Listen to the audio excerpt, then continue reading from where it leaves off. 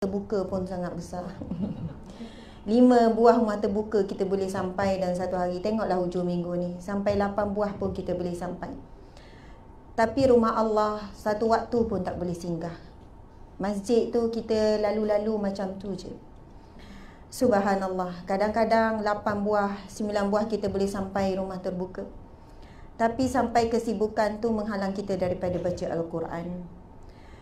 Itu sedikit muhasabah lah peringkat awal tajuk kita ni. Tajuk sebenarnya yang saya bila tengok tajuk ni sangat cantik. Tajuk ni adalah untuk dimuhasabah. Memang kita kena buka pintu hati kita.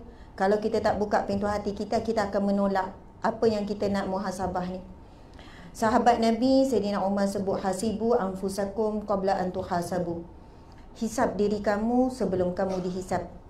Barang siapa yang menghisap dirinya di dunia, maka ringanlah hisapnya di akhirat. Barang siapa yang tidak menghisap, tak menghitung dirinya ketika di dunia, maka beratlah hitungannya di akhirat. Terutamanya orang lelaki, dia selalu dihisap oleh isterinya. Betul tak? Kadang-kadang orang perempuan suka muhasabah suami dia lah. Bang, awak kan suami, sepatutnya gini. Tapi bila suami nak tegur isteri, baru cakap yang pertama, awak ni kan, isteri suka komplain, suka menjawab, contohnya lah ya. Jadi kadang-kadang hisap ni sama ada daripada orang luar muhasabah, orang luar yang muhasabah diri kita. Tak apa je. Okey, saya tak tahulah ni, saya akan guna ke tak PowerPoint ni. Tak apa, nanti saya cari. Ataupun boleh, okey tak apa, nanti saya tengok. Ataupun sebab masa kita sejam setengah, kita patut habis pukul apa ya? Pukul? Bolehlah. Sampai Jumaat lah. Okey, 9.30, 10.30 dalam 10.45 macam tu lah ya. Dan pukul 11. Boleh ke ni tuan-tuan puan-puan? Okey, insya-Allah. Jadi bila kita sebut muhasabah, kadang-kadang orang lain muhasabah bagi kita. Kadang-kadang peristiwa daripada orang lain jadi muhasabah bagi kita. Kadang-kadang yang lebih patut adalah kita yang muhasabah diri kita. Siapa orang terdekat yang boleh muhasabah kita? Kalau seorang isteri, suami dia, anak-anak dia, pernah tak kita tanya suami, bang, apa awak nak tegur saya? Saya tak akan menjawab walaupun sepatah awak cakap je. Berani tak? Suami yang tak berani nak muhasabah isteri. Tuan-tuan berani tak nak tanya isteri, saya sebagai suami, awak nak cakap apa, awak nak tegur apa, awak nak komplain apa, saya tak akan jawab, saya buka seluasnya. Kita kena buat. Sebab akhirat nanti memang anak, isteri, suami kita, mungkin kawan-kawan kita, mungkin ibu bapa kita, adik-beradik kita, semua akan menghisap diri kita, semua akan menuntut. Tak kiralah masa tu kita kata sampai hati ya, anak kita. Saya pernah buat beberapa kali dengan anak saya. Saya ingat anak saya akan puji ya. Kan? Kita bayangkan anak kita akan sebut, Umi lah Umi yang terbaik, ibu yang terbaik. Kita bayang macam tu. Rupanya seorang-seorang komplain Umi dia. Umi yang kecil hati, dua je. Kita ni bagi dulu amaran. Fikir tu betul, jangan sampai menyakiti hati seorang ibu. Nampak tak ego seorang ibu? Tapi tak, saya memang seminggu sekali, kadang-kadang 2 minggu sekali, bila time semua ada di rumah, duduk dalam satu halaqah. Tapi masa tu suami saya tak boleh ada sama. Anak nak muhasabah, nak tegur kita. Lepas tu time dengan ayah dia pula. Lepas tu lah waktunya setiap anak tu, Masya Allah, okey sekarang nak tegur apa? Atikah. Masa ni kau lah adik dia bagi. Atikah gini, Kak Atikah gini. Seorang-seorang yang umur dah mumayyiz lah. Yang mumayyiz. Sebab 5 orang dah sekolah, seorang lagi tu setahun lebih kan. Jadi saya tengok situasi tu, mula-mula kalau siapa yang tak biasa buat, kita akan rasa macam dia orang tak akan cakap ni. Tapi dah terbiasa, dia orang tunggu sesi tu. Umi sesi muhasabah. Masya Allah. Dan mereka sangat terbuka untuk terima teguran. Sangat terbuka. Daripada adik, daripada orang ni, lama-lama kita membiasakan diri kita untuk kalau bahasa kita dikritik contohnya kan, ditegur. Dan masa tu kadang-kadang kita menangis minta maaf dengan anak-anak. Dia orang ingat rupanya. Umi ingat tak? Masa 10 hari yang lepas lebih kurang. Rupanya dia simpan, tunggu hari nak cakap. Kenapa? Apa yang Umi buat? Ingat tak Umi marah Atikah depan kawan Umi? Umi ada tegur Atikah. Memang tak tinggi suara, tapi Atikah rasa malu sangat. Kita pun kata minta maaf, insyaAllah Umi tak ulang lagi. Nampak tak? Sebenarnya dia orang kadang-kadang tu yang kecil itu, yang darjah 1 tu pun dia simpan. Umi ingat tak hari tu? Gini. Umi cubit kuat sangat. Kata, padahal kesalahan Imran sikit je. Kadang kita menzalimi anak kita tak sepadan dengan kesalahan dia, tapi hukuman kita bagi berat. Dia tak boleh terima. Kita nak tegur dia, tapi teguran tak boleh dibuat dengan kasar. Yang dia ingat bukan teguran. Umi tegur apa masa tu buat salah? Dia lupa. Yang dia ingat dia sakit. Adakah berpadanan hukuman kita kepada anak dengan kesalahan yang dia buat? Padahalnya dia acuan kita. Kita kena cubit diri sendiri sebenarnya. Betul kan? Subhanallah. Jadi muhasabah ni boleh datang daripada pelbagai bentuk. Pagi ni saya terima satu berita semalam 2 hari lepas seorang sahabat sama belajar dulu. Dia mengandung anak yang kelima. Lepas tu operation perlu dibuat. Kandungan baru 28 minggu. Maksudnya lebih kurang 7 bulan, tak sampai 7 bulan. Sebab dia diagnose kanser lidah. Jadi baby perlu dikeluarkan dengan segera dan dia perlu operation lidah. Tapi khabar yang saya baca pagi ni, bila ada orang pergi ziarah, lidah dia perlu dibuang semua dan separuh rahangnya pun dibuang. Faham tak tuan-tuan puan-puan sekalian? Pagi ni saya dapat muhasabah teguran daripada Allah. Subhanallah, bila lidah dibuang ni, seumur hidup tak boleh bercakap, seumur hidup tak boleh makan dengan normal. Sebab lidah kita tu je yang bawa makanan masuk. Jadi dia akan ditebuk makan tu melalui leher. Ibu yang masih muda, dia muda 3 tahun daripada saya macam tu. Bagaimana ya, anaknya, suaminya dan dirinya sendiri dah tak boleh dengar suaranya. Kita sekarang ibu-ibu, bapa-bapa sekalian, kita boleh bercakap lagi dengan isteri, dengan suami, dengan anak-anak. Perkataan apa yang kita keluarkan, apa yang kita nasihatkan, apa yang kita marahkan, semua itu akan dihitung oleh Allah satu persatu setiap saat. Satu patah, setiap patah akan dihitung, akan diberi balasan. Yang buruk sebesar zarah pun kan, firman Allah akan diberi. Yang baik sebesar zarah pun akan diberi ganjaran. Sebab itu kadang-kadang kita rasa lidah kita kan, kita rasa lidah kita, padahal Allah yang Malik yang memiliki lidah kita.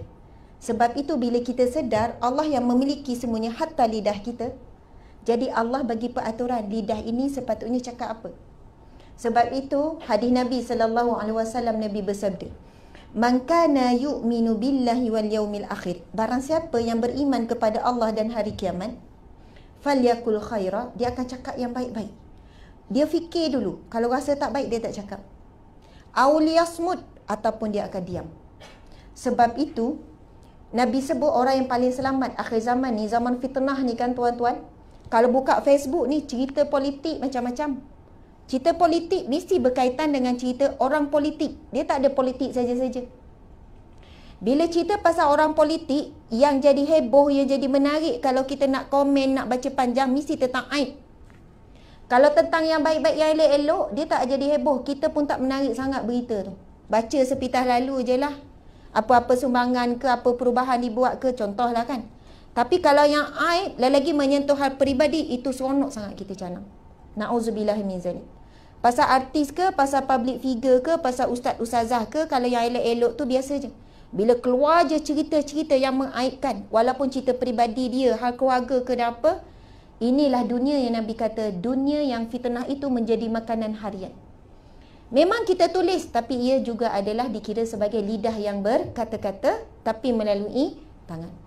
Apa yang kita komen, apa yang kita like, bahkan apa yang kita like, semuanya akan dihisap oleh Allah Subhanahu Wa Taala. Masya Allah. Jadi saya kan bila tengok sahabat saya dibuang lidahnya, saya teringat seorang ayah kepada sahabat baik saya juga. Dia seorang pesyarah, lidah itulah kecintaan dia. Maksudnya dia menyampaikan ilmu dan dia terkenal dengan pesyarah yang sangat tinggi ilmunya, diuji dengan kanser lidah juga. Tapi dia kata ayah dia memilih untuk tidak operation, tak buang lidah. Setelah beberapa bulan meninggal dunia. Maksudnya kanser lidah ni memang perlu dibuang lidah supaya tak. Allahu Akbar tuan-tuan puan-puan sekalian. Allah bagi kita lidah. Hari ni kita dah baca Al-Quran belum? Allah yang memiliki lidah ni, Allah mengaturkan apa yang perlu kita cakap sepatutnya. Agak-agak lebih banyak kita cakap berdasarkan yang Allah nak, Allah yang khalik yang ciptakan lidah, ataupun kita cakap dengan apa yang kita nak. Subhanallah, Alhamdulillah. Baiklah tuan-tuan, puan-puan sekalian, saya ucap terima kasih di atas jemputan yang istimewa ni pihak TMB, anak syarikat TMB kan. Ini pusat latihan TMB. Dan di hadapan saya ni orang-orang alim juga. Jadi saya bercakap bukanlah kerana saya lebih tahu, lebih berilmu, tidak. Sekadar berkongsi dan jalankan amanah bila orang jemput untuk menyampaikan ilmu, kita berkongsi saja. Dan memang orang yang menyampaikan akan cakap yang baik-baik, ya kan. Bukannya mewakili diri. Kalau nak mewakili diri tak mampu cakap apa-apa. Sebab kita sangat lemah. Kita selalu bergelumang dengan dosa. Kita pun lemah sebagai seorang ibu, isteri, hamba Allah dan sebagainya. Jadi atas dasar tu saya rasa ringan sikit tanggungjawab saya. Sebab kita nak berkongsi dan jalankan amanah bila orang minta. Tajuk yang diberikan iaitu Cinta si dia nombor 3. Siapa tu si dia tu? Orang lelaki siapa si dia? Tuan, siapa si dia tu? Dah confused. Si dia tu kita. Ya. Orang perempuan, kita paling sayang siapa? Okey, kalau diberi pilihan antara anak dengan suami, mana lagi sayang? Sudah dah confused kan? Siapa nombor 3 ni ya? Okey, orang lelaki, orang rumah dengan anak, mana lagi sayang? Dua-dua sayang. Tengok anak. Saya pernah buat soalan ni bila kita edarkan kertas. Kita kata kita dalam situasi yang kita terpaksa memilih. Memang kita tak boleh nak belaka. Nak mak ayah, nak anak, nak suami. Dalam situasi atas sampan tu memang tak boleh lebih, akan tenggelam. Contohlah adalah kita buat cerita sikit. Kita terpaksa memilih. Yang perempuan kebanyakannya memilih anak. Encik kena tahu ya. Memilih anak. Yang lelaki, sebab kita letak mak ayah, anak, pasangan. Yang lelaki, dia banyak pilih mak ayah. Dia pilih mak, yang masih ada mak. Kalau mak dia meninggal tu, dia akan pilih anak juga. Jarang yang memilih meletakkan pasangan masing-masing. Sebab apa?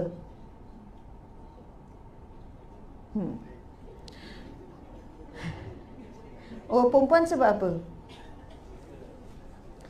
Anak ataupun ibu ayah adalah darah daging, betul kan?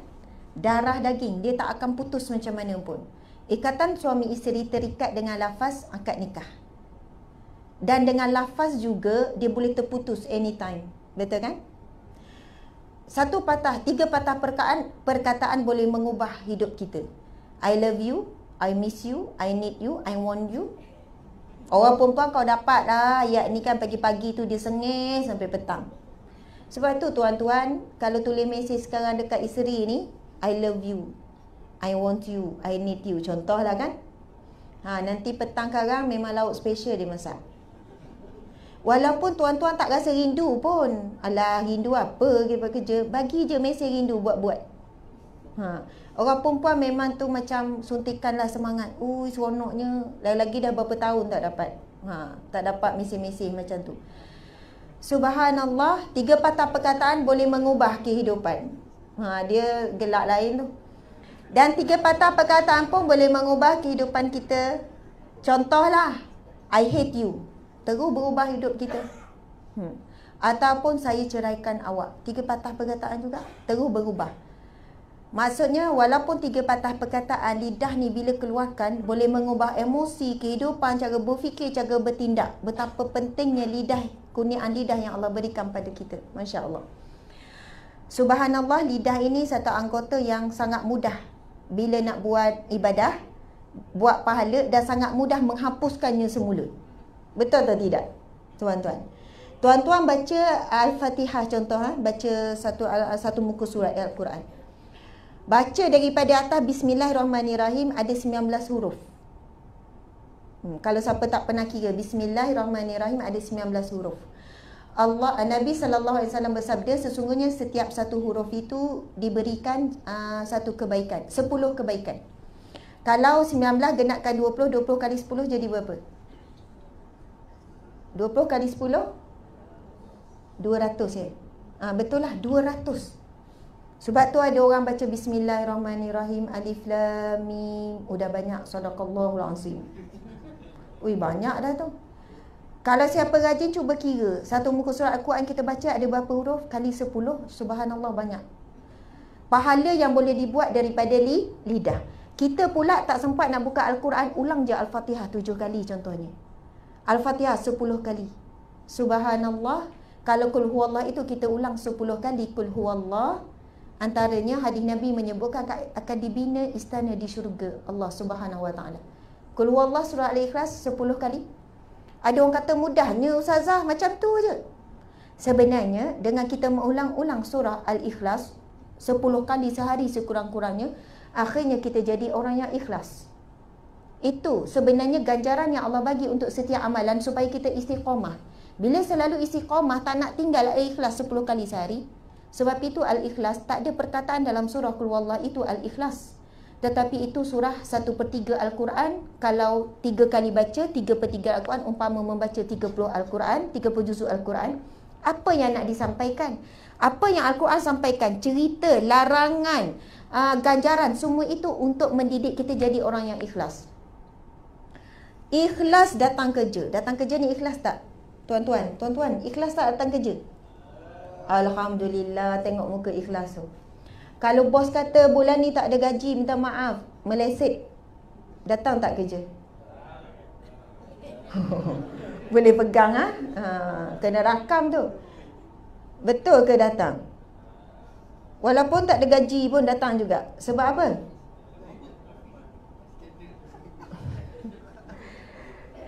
Okey. Tapi kalau saya tak datang lah. Adakah bila tak datang tu tak ikhlas? Tuan-tuan datang hari ni ikhlas tak ni? Ke sebab diwajibkan ni?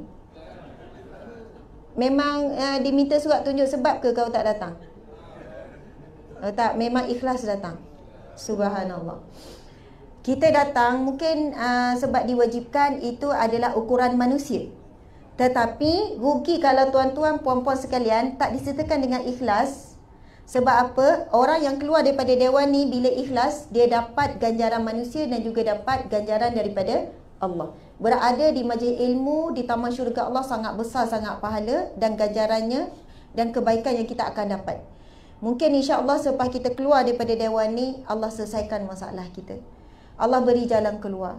Allah beri kelapangan daripada kesempitan. Allah beri yang pertama, hati kita lebih tenang insya-Allah. Tapi niat kerana Allah, nak cari ilmu Allah dan nak berubah.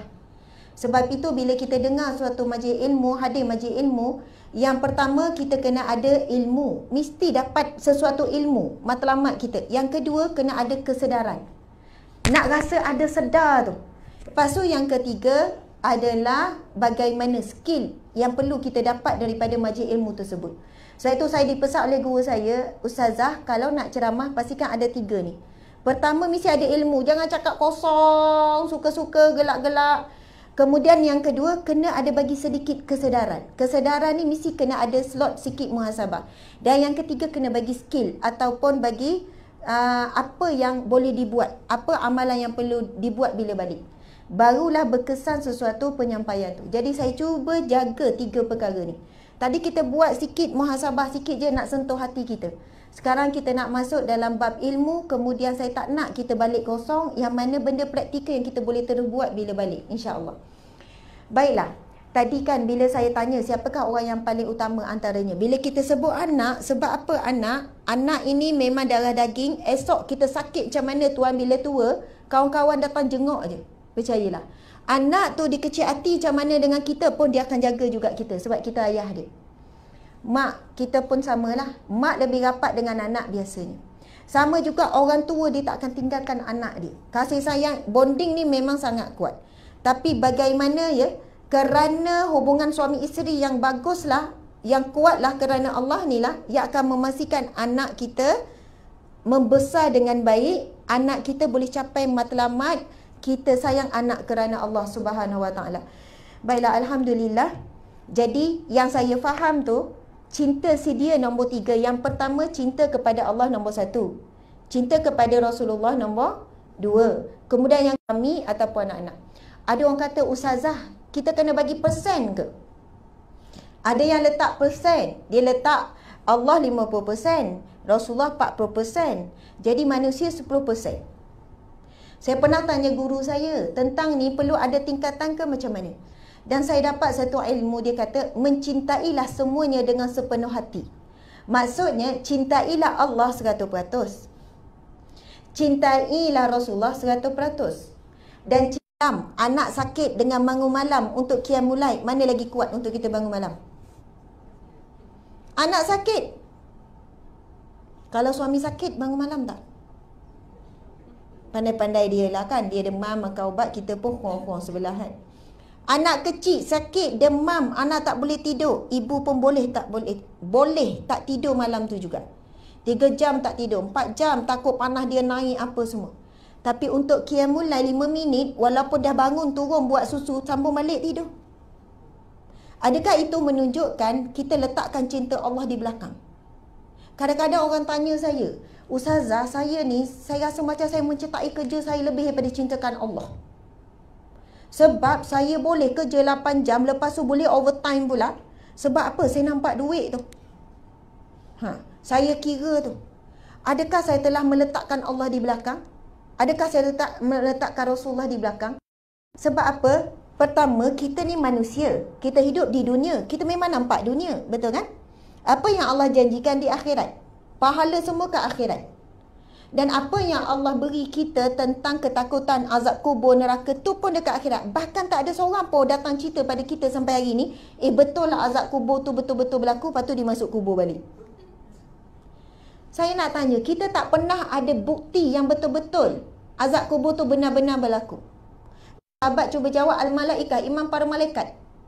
Iman dia yang paling hebat, yang paling pelik, paling ajaib. Nabi kata, fakaifa la yu'minun, bagaimana mereka tak beriman? Iman para malaikat tak pelik. Wahum inda rabbi, iman para malaikat, malaikat ni duduk bersama dengan Allah. Dia dah tengok syurga, dia tengok neraka. Sebab itu malaikat tak pelik, hidup dia berzikir, beribadah je. Sebab itu bila Nabi dalam peristiwa Isra Mi'raj naik ke langit yang pertama, melihat para malaikat sujud, tak bangun-bangun. Bila Rasulullah tanya malaikat Jibril apa yang para malaikat buat, itu di kalangan malaikat yang sujud daripada awal penciptaan sampailah kiamat nanti. Naik pula tingkat lain yang rokok tak bangun-bangun, ada yang berdiri tak bangun-bangun, maksudnya kerjanya ibadah saja. Subhanallah. Kemudian sahabat pun menjawab, warajulun anbiya, iman para nabi ya Rasulullah. Rasul jawab, fakaifa la yu'minun, iman para nabi tak pelik. Al-wahyu yursila ilaihim, wahyu turun melalui para nabi. Sahabat cuba jawab lagi, wa nahnu ya Rasulullah, iman kami yang pelik ya Rasulullah. Rasul jawab apa? Fakaifa la tu'minun, bagaimana mungkin kamu tak beriman, iman kamu tak pelik. Wa ana azhar bainakum, aku ni jelas depan kamu. Sahabat Nabi sempat jumpa Nabi, tengok sendiri peristiwa mukjizat yang Nabi tunjukkan, belah bulan, macam-macam mukjizat Nabi. Disebutkan Nabi Muhammad, Nabi yang paling banyak mukjizat, beratus-ratus mukjizat. Sebab tu ada buku cerita tentang himpunan mukjizat Nabi, yang kita tahu sikit je. Jadi tak pelik. Nabi kata iman kamu tak pelik. Lalu sahabat menjawab, Allah wa rasuluhu alam, Allah dan para rasulnya lah yang tahu. Lalu para sahabat serahkan kepada Rasulullah pun jawab, qaumun yaji'una min ba'dikum yajiduna suhufan wa yu'minuna bih. Fatuba man yarani fayu'minu bih. Fatuba, fatuba, fatuba. 3 kali Nabi ulang. Faman lam yarani fayu'minu bih. Subhanallah. Nabi cerita pasal siapa? Nabi kata suatu kaum yang akan datang selepas kamu yang ada padanya hanyalah suhuf, yakni Al-Quran. Wa yu'minu Nabi, dan mereka percaya betul-betul apa yang disampaikan dalam Al-Quran. Masa tu Rasulullah pun dah tak ada. Nabi kata beruntunglah orang yang pernah bertemu denganku lalu dia beriman kepadaku. Kamu semua ni lah. Dan fatuba, fatuba Nabi ulang 3 kali. Beruntunglah, beruntunglah 3 kali Nabi ulang. Mereka yang tak pernah bertemu denganku tapi dia beriman kepadaku. Subhanallah. Nabi cerita tentang diri kita, umat akhir zaman yang iman kita paling pelik. Sebab kita tak pernah pun jumpa Nabi, tapi kita sangat yakin Nabi Muhammad satu susuk tubuh seorang Nabi akhir zaman, dan kita wajib beriman dengan Nabi Muhammad. Dan apa saja hadis Nabi, apa saja firman Al-Quran kita yakin.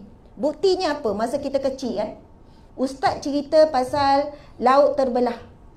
Logik tak akal kita laut terbelah? Nabi Musa alaihissalam dengan tongkat, laut terbelah dua kan? Boleh lalu tengah-tengah sampai habis. Akal kita logik tak, tuan-tuan? Tak logik. Tak logik. Hari ni manusia macam mana pun teknologi canggih tak mampu nak belah laut. Bukan sekadar sampai tengah, yang depan-depan pun tak boleh belah laut. Tetapi sebab tu orang bukan Islam kata kita ni gila, kita ni tak siuman, orang Islam ni bodoh, benda tak logik pun dia terima asalkan cerita daripada Al-Quran ataupun hadis Nabi SAW. Memang kalau ikut tak logik, mungkin masa kecil kita kata tak logik lah ustaz, macam tak logik cerita ni.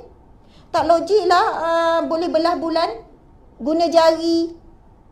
Kita boleh je persoalkan masa kecil sebab budak-budak lagi kan. Tetapi sebab itu Nabi kata iman kita ni sangat pelik, sangat ajaib. Benda yang tak logik langsung, balik cerita pula dekat mak. Mak tahu tak ni boleh belah bulan. Orang bukan Islam, orang kafir kata kita bodoh, kita gila. Akhirnya mereka terpaksa terima hari ni bila satelit tengok bulan memang ada skar, sekeliling bulan itu ada parut menunjukkan bulan pernah terbelah dulu. Subhanallah, Allah Akbar. Mereka arkeologi pula jumpa kesan memang laut pernah terbelah dua dulu. Masya Allah. Semuanya membenarkan. Sebab itu yang paling mahal dalam hidup kita pada saat ini adalah iman. Percaya tanpa bukti. Percaya tanpa perlu ada apa-apa. Percaya semata-mata. Sedangkan orang bukan Islam, tuan-tuan puan-puan sekalian, mereka masih lagi tak boleh menikmati nikmat percaya ni. Subhanallah. Saya kan 2 hari lepas balik daripada airport. 2 hari lepas pergi Johor, lepas tu pergi Kelantan. Lepas tu on the way balik tu orang Cina. Grab car tu orang Cina. Dia kata saya anak 2 orang. Saya susah hati, berat hati. Fikir-fikir ni. Esok anak saya nak kerja apa? Esok anak saya gini-gini. Susahlah hidup sekarang. Anak tak boleh ramai. Lepas tu dia tanya saya. Saya yang cakap. Saya anak 6 orang, nak masuk 7. Oi, gila oi. Lepas tu dia kata, oi, dia berhenti lepas tadi. Saya takut juga dia buat macam ni. Macam kagum sangat. Saya sebelum ni pernah anak kelima tu, saya anak kelima, anak keenam. Jadi tak ingat pula. Anak kelima saya lahir di Australia kan. Setiap kali saya pergi check up, doktor-doktor, oh you are crazy woman, you are crazy woman. Crazy. Bukanlah nak kata kita gila sungguh. Maksudnya, ya Allah, you nak jaga macam mana anak ni? Saya jawab pada orang Chinese tu kan, yang driver, saya kata, kami dalam Islam ada beberapa konsep. Yang pertama doa, minta. Sebab itu dalam Islam, Allah paksa kami berdoa. Paksa, solat wajib. Dan solat itu dari segi bahasanya adalah doa. Betul tak? Maksudnya Allah paksa kita minta dengan dia. Maha baik Allah, subhanallah. Allah tahu kita sangat lemah nak minta dengan Allah sampai Allah wajibkan. Kalau kamu tak minta, berdosa. Sebab itu surah daripada doa iftitah, lepas tu baca surah Al-Fatihah, semua tu sampai habis, semua doa. Cuba baca Rabbil fili, ya Allah ampunilah aku, warhamni, rahmatilah aku, wajpurni, tutuplah aibku, warfa'ni, tinggikanlah darjatku, warzuqni, berilah rezeki kepadaku, wa'fu anni, wahdini, berilah hidayah kepadaku, wa'fu anni, wa'afini, wa'fu anni, berikanlah afiat, kesihatan padaku dan maafkanlah aku. Duduk antara 2 sujud tu memenuhi segala keperluan hidup kita. Allah paksa kita. Kalaulah solat tak wajib, pilihan, agak-agak kita semayang tak? Kalau pilihan saja, tak semayang pun tak apa. Tapi Allah wajibkan. Sebab apa? Allah sebut apa dalam Al-Quran? Wa iza sa'alaka ibadi anni fa inni qarib. Apabila hamba-Ku bertanya padaku, kepadamu wahai Muhammad, katakanlah aku sangat dekat. Qarib, sangat dekat. Ujibu da'wata da'i iza da'an. Aku akan memakbulkan setiap permintaan hamba-Ku apabila dia meminta. Syarat pertama, minta. Malas minta dengan Allah. Kadang lepas semayang gulung-gulung macam tu je kes semayang. Bagi salam dah. Tak ada, malas nak minta dengan Allah kita ni. Padahal kita ada Allah yang Wahab, yang maha memberi. Yang Mujib, yang maha menerima. Yang maha memakbulkan. Allah yang Razak, yang maha memberi rizki. Allah yang Ghani, yang Mughni. Allah yang maha kaya dan memberi kekayaan. Tapi kita lebih banyak merungut. Kita banyak mengeluh daripada banyak meminta dengan Allah. Sedangkan Allah yang wasi, yang maha luas. Subhanallah. Tu nama Allah, Asma'ul Husna semuanya kan. Saya kata dalam Islam, satu, kami diwajibkan untuk meminta. Masa Tuhan kami wajibkan, paksa kami minta dengan dia. Subhanallah. Dan yang kedua, kami juga ada satu konsep tawakal. Dia kata tawakal, saya pun terangkanlah. Tawakal ni macam ni, dah minta, kami usaha, dah kami serah. Saya memang ada anak ramai, tak takut ke esok dia orang nak kerja apa, belajar, duit tak cukup, macam-macam lagi ni. Kami yakin setiap anak yang lahir, masa tu saya borak dengan Ustazah Atikah dalam kereta, dia pun dengar sama. Setiap anak yang lahir ada rezeki. Bukan kami yang susah, kami hanya berusaha setakat mana yang kami mampu. Tentang anak, kalau satu hari saya mati pun, suami saya mati, saya tetap bukan susah hati nak mati ataupun saya membesarkan anak dengan susah hati. Saya yakin setiap anak tu ada rezeki. Memang Tuhan kami dah tetapkan setiap anak ada rezeki. Jadi saya tak adalah risau. Awak tak susah, awak tak bimbang? Ya, saya tak adalah bimbang, tapi usaha je lah apa yang mampu hari ni. InsyaAllah dia orang tak akan apa. Allah akan jaga, Tuhan akan jaga. Dia pun terdiam, mungkin dia fikir konsep. Lepas tu saya tanya dia, kalau semayang dekat mana? Saya tanya dia, semayang kat mana kan? Dia kata dekat, sebab dia Buddha kan, ada ni semayang kat sana. Kita pula semayang kat mana? Kita semayang kat mana? Kita boleh semayang anywhere, di mana-mana. Itu kelebihan yang ada pada umat Islam sahaja. Hebatnya kita. Saya tengok satu kisah, saya dengar daripada Aiki, macam mana seorang mu'alaf Cina ni, dia masuk Islam, dia perempuan.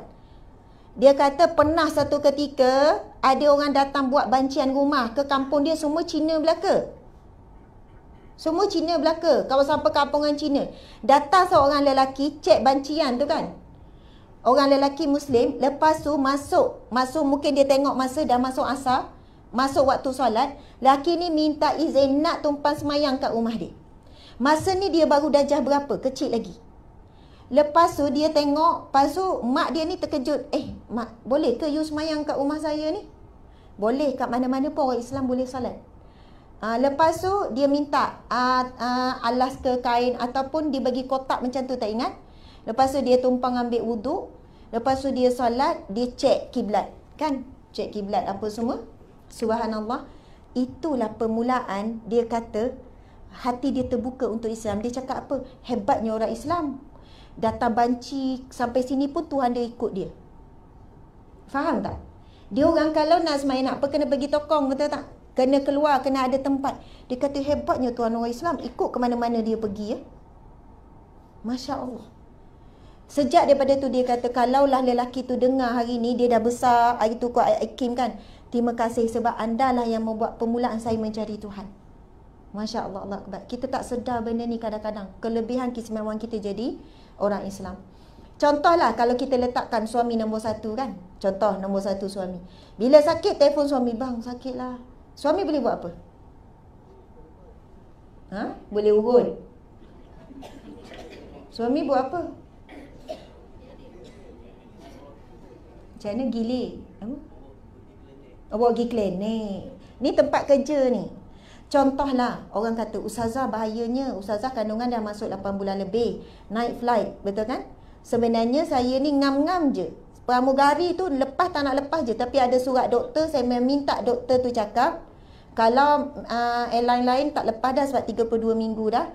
Doktor cakap, saya pujuk doktor, tulislah yang saya ni memang available, saya masih sihat, saya masih kuat, tanggungan ni. Jadi memang saya tengok surat doktor tu memang sangat bagus. Please izinkan dia untuk naik kapal terbang. Surat doktor. Tapi ada bimbang tak saya? Ada. Sebab pressure tinggi tu bahaya pada kandungan. Sebab kandungan dah ni. Kemudian kandungan yang keberapa pula, maksudnya risiko tu. Kemudian bila berlaku hentakan, bila turun. Ada turun, hentak kuat kan? Subhanallah. Masa tu memang tak ada siapa bersama kita. Walaupun masa kita sakit, senak sebab jadual penuh, kita boleh telefon je suami, bang, ya Allah senaklah ni, sakit lah ni. Tapi subhanallah, bila kita letakkan Allah nombor satu kan, pegang bahu, ya Allah, ya salam, Engkau lah yang maha memberi sejahtera, sejahterakanlah kandunganku ya Allah. Setiap kali tu kita akan jadi, ya Allah, sakitlah ya Allah. Yang boleh menghilangkan sakit kita hanyalah Allah.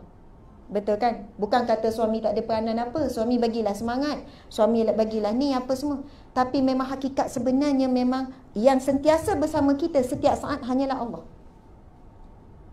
Yang setiap saat bersama kita, tak pernah meninggalkan kita, hanyalah Allah. Suami sangat terhad boleh tolong kita. Anak sangat terhad, kawan-kawan sangat terhad. Kita bangun pagi tadi sampai tidur balik, yang menguruskan hidup kita Allah ya Barik, yang maha mengaturkan. Allah aturkan hidup kita sempurna. Keluar selamat, balik rumah selamat. Siapa yang jaga kita? Allah ya Hafiz, yang maha menjaga. Allah ya Muhaimin, semua ni nama Allah Asmaul Husna ya, yang maha mengawasi kita.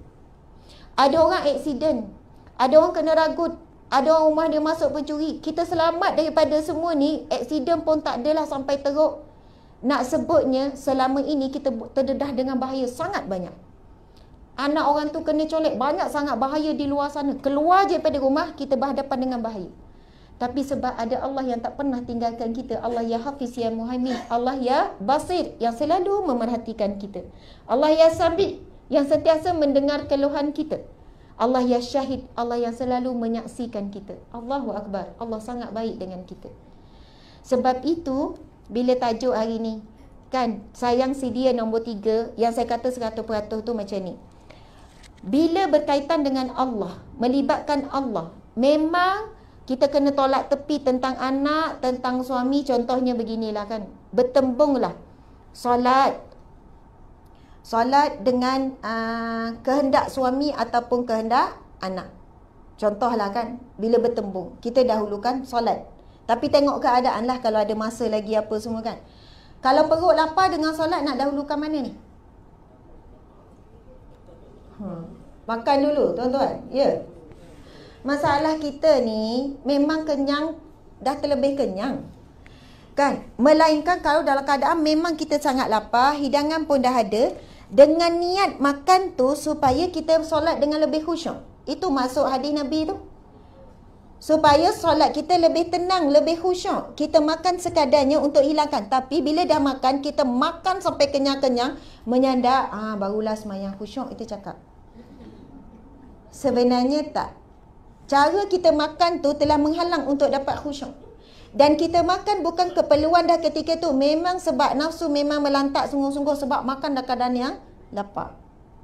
Jadi dalam keadaan tersebut, sunat untuk kita makan sekadarnya untuk hilangkan rasa lapar, kemudian solatlah. Ini sampai menambah-nambah apa semua, bukan kata tak boleh, boleh, bukan kata haram. Tetapi bila bertembung waktu solat dan juga makan, kalau masih lagi lapar tu sikit baru lapar, masa itulah guna hujah tu. Kan bila makanan hidang, sunat makan dulu. Tapi ia dalam keadaan bagaimana? Kelaparan yang kita mengganggu khusyuk. Keutamaan di situ tetap solat sebenarnya. Faham tak? Sebab kalau kelaparan yang teramat mengganggu tenang solat. Jadi kita dibenarkan untuk makan sekadarnya supaya mendatangkan ketenangan. Sebab itu para sahabat, dia makan sekadar menegakkan tulang belakang. Kalau tak makan, melepek, tak boleh nak bangun. Makan tu sekadar untuk menguatkan badan. Tetapi kita hari ini terbalik. Makan melemahkan untuk ibadah. Baca Quran, tak sampai satu muka surat, dah terlelap, dah tidur. Sebab makan terlebih. Sebab kita ni semua terlebih belaka. Kita sepatutnya makan sikit, tapi kita sikit-sikit makan. Kita sepatutnya rehat sedikit, tapi sikit-sikit nak rehat. Patut tidur sikit, malam kita banyakkan ibadah, tapi sikit-sikit nak tidur, tidur banyak. Kita sepatutnya cakap sikit-sikit. Ini orang paling selamat. Tapi kita sikit-sikit nak bercakap. Memang kita terbalik. Sebab itu subhanallah, kalaulah dengan lapar sedikit kita teruskan juga solat dalam keadaan tak mengganggu ketenangan solat, itu lebih afdal kita dahulukan. Subhanallah. Okey. Kemudian bila kita sayang Rasulullah 100%, time kita selawat. Sebab itu ada satu kalam ulama, apabila kamu bersama dengan Allah, lupakan makhluk. Apabila kamu bersama dengan makhluk, ingat kepada Allah. Faham tak? Ketika kita bersama dengan Allah, cuba lupakan makhluk. Tapi saat kita bersama dengan makhluk, jangan lupakan Allah. Faham tak tu ya? Faham lah tu.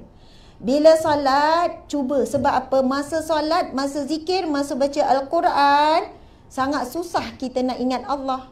Masa itulah semua makhluk datang. Makhluk kita suka, makhluk tak suka. Allahu Akbar. Kenapalah tak keluarkan ayam siap-siap? Kan kalau tak, bolehlah masak terus lepas semayang. Allahu Akbar. Dapat 3 idea yang bernas. Masa meeting tadi tak keluar idea tu. Subhanallah, sebenarnya orang yang tak ada masalah sebelum solat, bila angkat je takbir, dialah orang yang paling banyak masalah. Masalah semua datang. Maksudnya, banyak benda nak fikir ni. Barang hilang boleh jumpa masa solat. Orang lelaki masa solat mikir tak? Fikir tak? Ke memang khusyuk je?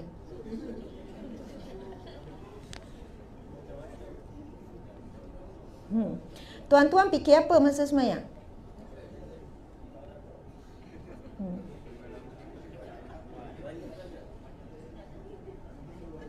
Pasal Palestin. Kan orang lelaki kan isu besar-besar je ya, pasal Syria. Apa yang kita lihat, apa yang kita dengar sebelum solat akan masuk dalam solat. Apa yang kita lihat, apa yang kita dengar sebelum solat akan masuk dalam solat. Pintu kepada hati ada dua. Yang pertama mata, yang kedua telinga. Ini pintu kepada hati. Dan dia akan keluar melalui lidah. Siapa yang jaga apa yang dia lihat, apa yang dia dengar, yang keluar daripada lidah baik. Jadi kalaulah seseorang itu dia keluar daripada lidah dia benda yang tak elok, buat lawak lucah-lucah contohnya. Contoh je ya. Mohon terasa. Contoh. Ataupun mengumpat orang dan sebagainya, ia datang, ia mesti ada kaitan dengan apa yang dia lihat dan apa yang dia dengar. Sebab itu antara sunnah Nabi sebelum solat, baca beberapa Al-Quran dulu. Baca Al-Quran dulu. Kan Nabi bila Anas bin Malik ditanya Rasulullah, maksud selepas sahur Rasulullah buat apa? Baca lebih kurang 50 ayat. Lebih kurang 10 minit. Itu yang boleh tahu jarak waktu imsak tu antaranya. Sebab apa? Apa yang kita baca, contohlah kalau kita nak ubah betul solat kita, nak dapat solat berkualiti, solat yang tenang, solat yang ada nilai, solat yang boleh mengubah diri kita, yang boleh ubah hidup kita, yang boleh ubah rezeki kita, yang boleh ubah hubungan kita dengan suami isteri, yang boleh ubah anak-anak kita, mesti bermula daripada solat yang berkualiti. Siapa yang ubah solat, Allah akan ubah sekeliling dia. Hadis Nabi kan, Nabi sebut, Ifazillah yahfazka, kamu jaga Allah, Allah akan jaga kamu. Ifazillah tajidu tujahaka, kamu jaga Allah, kamu akan dapati Allah ada depan kamu.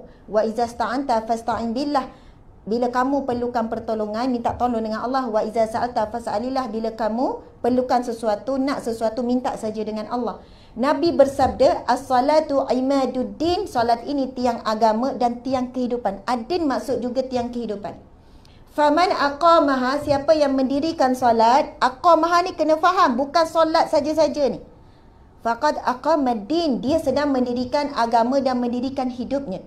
Waman taraka, siapa tinggalkan solat, faqad hadamaddin, maka dia telah meruntuhkan agama dan meruntuhkan hidup dia. Runtuhkan kehidupan dia suami isteri, dia sedang runtuhkan kehidupan anak-anak, dia sedang rosakkan rezeki dia ada kaitan semua. Adin ni masuk agama dan juga kehidupan. Tuan-tuan, saya sebelum berhenti kerja, dulu saya kerja di JAKIM, Jabatan Agama, saya sebagai perunding cara rumah tangga, kaunselor. Kerja saya tak boleh lari. Kalau tuan-tuan hari-hari orang cerita masalah, tuan-tuan lari tak? Siapa sanggup? Kalau hari-hari lah orang ketuk pintu rumah kan, ada masalah ni, esok datang lagi. Hari ketiga saya rasa kunci pintu kerik-kerik duduk dalam rumah. Padahal ada dalam rumah tu. Tapi masa tu sebab Allah bagi amanah tugas, satu hari 4, 5, 6 kes. Orang lelaki pun datang mengadu apa semua. Tapi masa tu Allah bagi saya ilmu ekspres tentang masalah manusia, masalah suami isteri, masalah anak, masalah rezeki. Dan saya niat saya sebab tu bila orang datang, kita mulakan dengan Al-Fatihah. Nanti kita pasu tutup, saya kata apa yang saya cakap, ilham daripada Allah. Memang minta petunjuk pada Allah sebab lain kes, lain kaedah dia. Dan saya kata sangat penting pertolongan Allah nak buka pintu hati bila orang ni dengar. Subhanallah, Masya Allah tuan-tuan. Kami buat kajian, punca masalah rumah tangga, masalah manusia, masalah kehidupan. Sebab kita buat statistik daripada soal sidik, dia orang akan jawab. Punca utama solat. Punca utama solat. Maka ubatnya juga solat. Orang Islam tak nampak macam mana kaitan solat boleh selesaikan masalah rumah tangga dan bagaimana sebab solat masalah rumah tangga, masalah anak, masalah rezeki. Tapi bila kita jelaskan betul-betul kaitannya, sebenarnya bunah je. Contoh, Ustazah, isteri saya ni tak hormat saya, dia suka maki hamun. Saya pun baca mesej. Maki hamun sungguh-sungguh ni bukan tahap biasa ni. Hei setan, kau tak reti nak balik ke?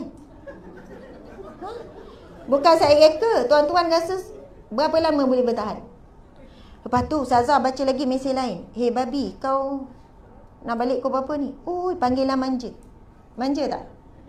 Yelah kalau hey babi, kan manja tu. Saya kan terkejut. Saya kata, ush dahsyat tuan.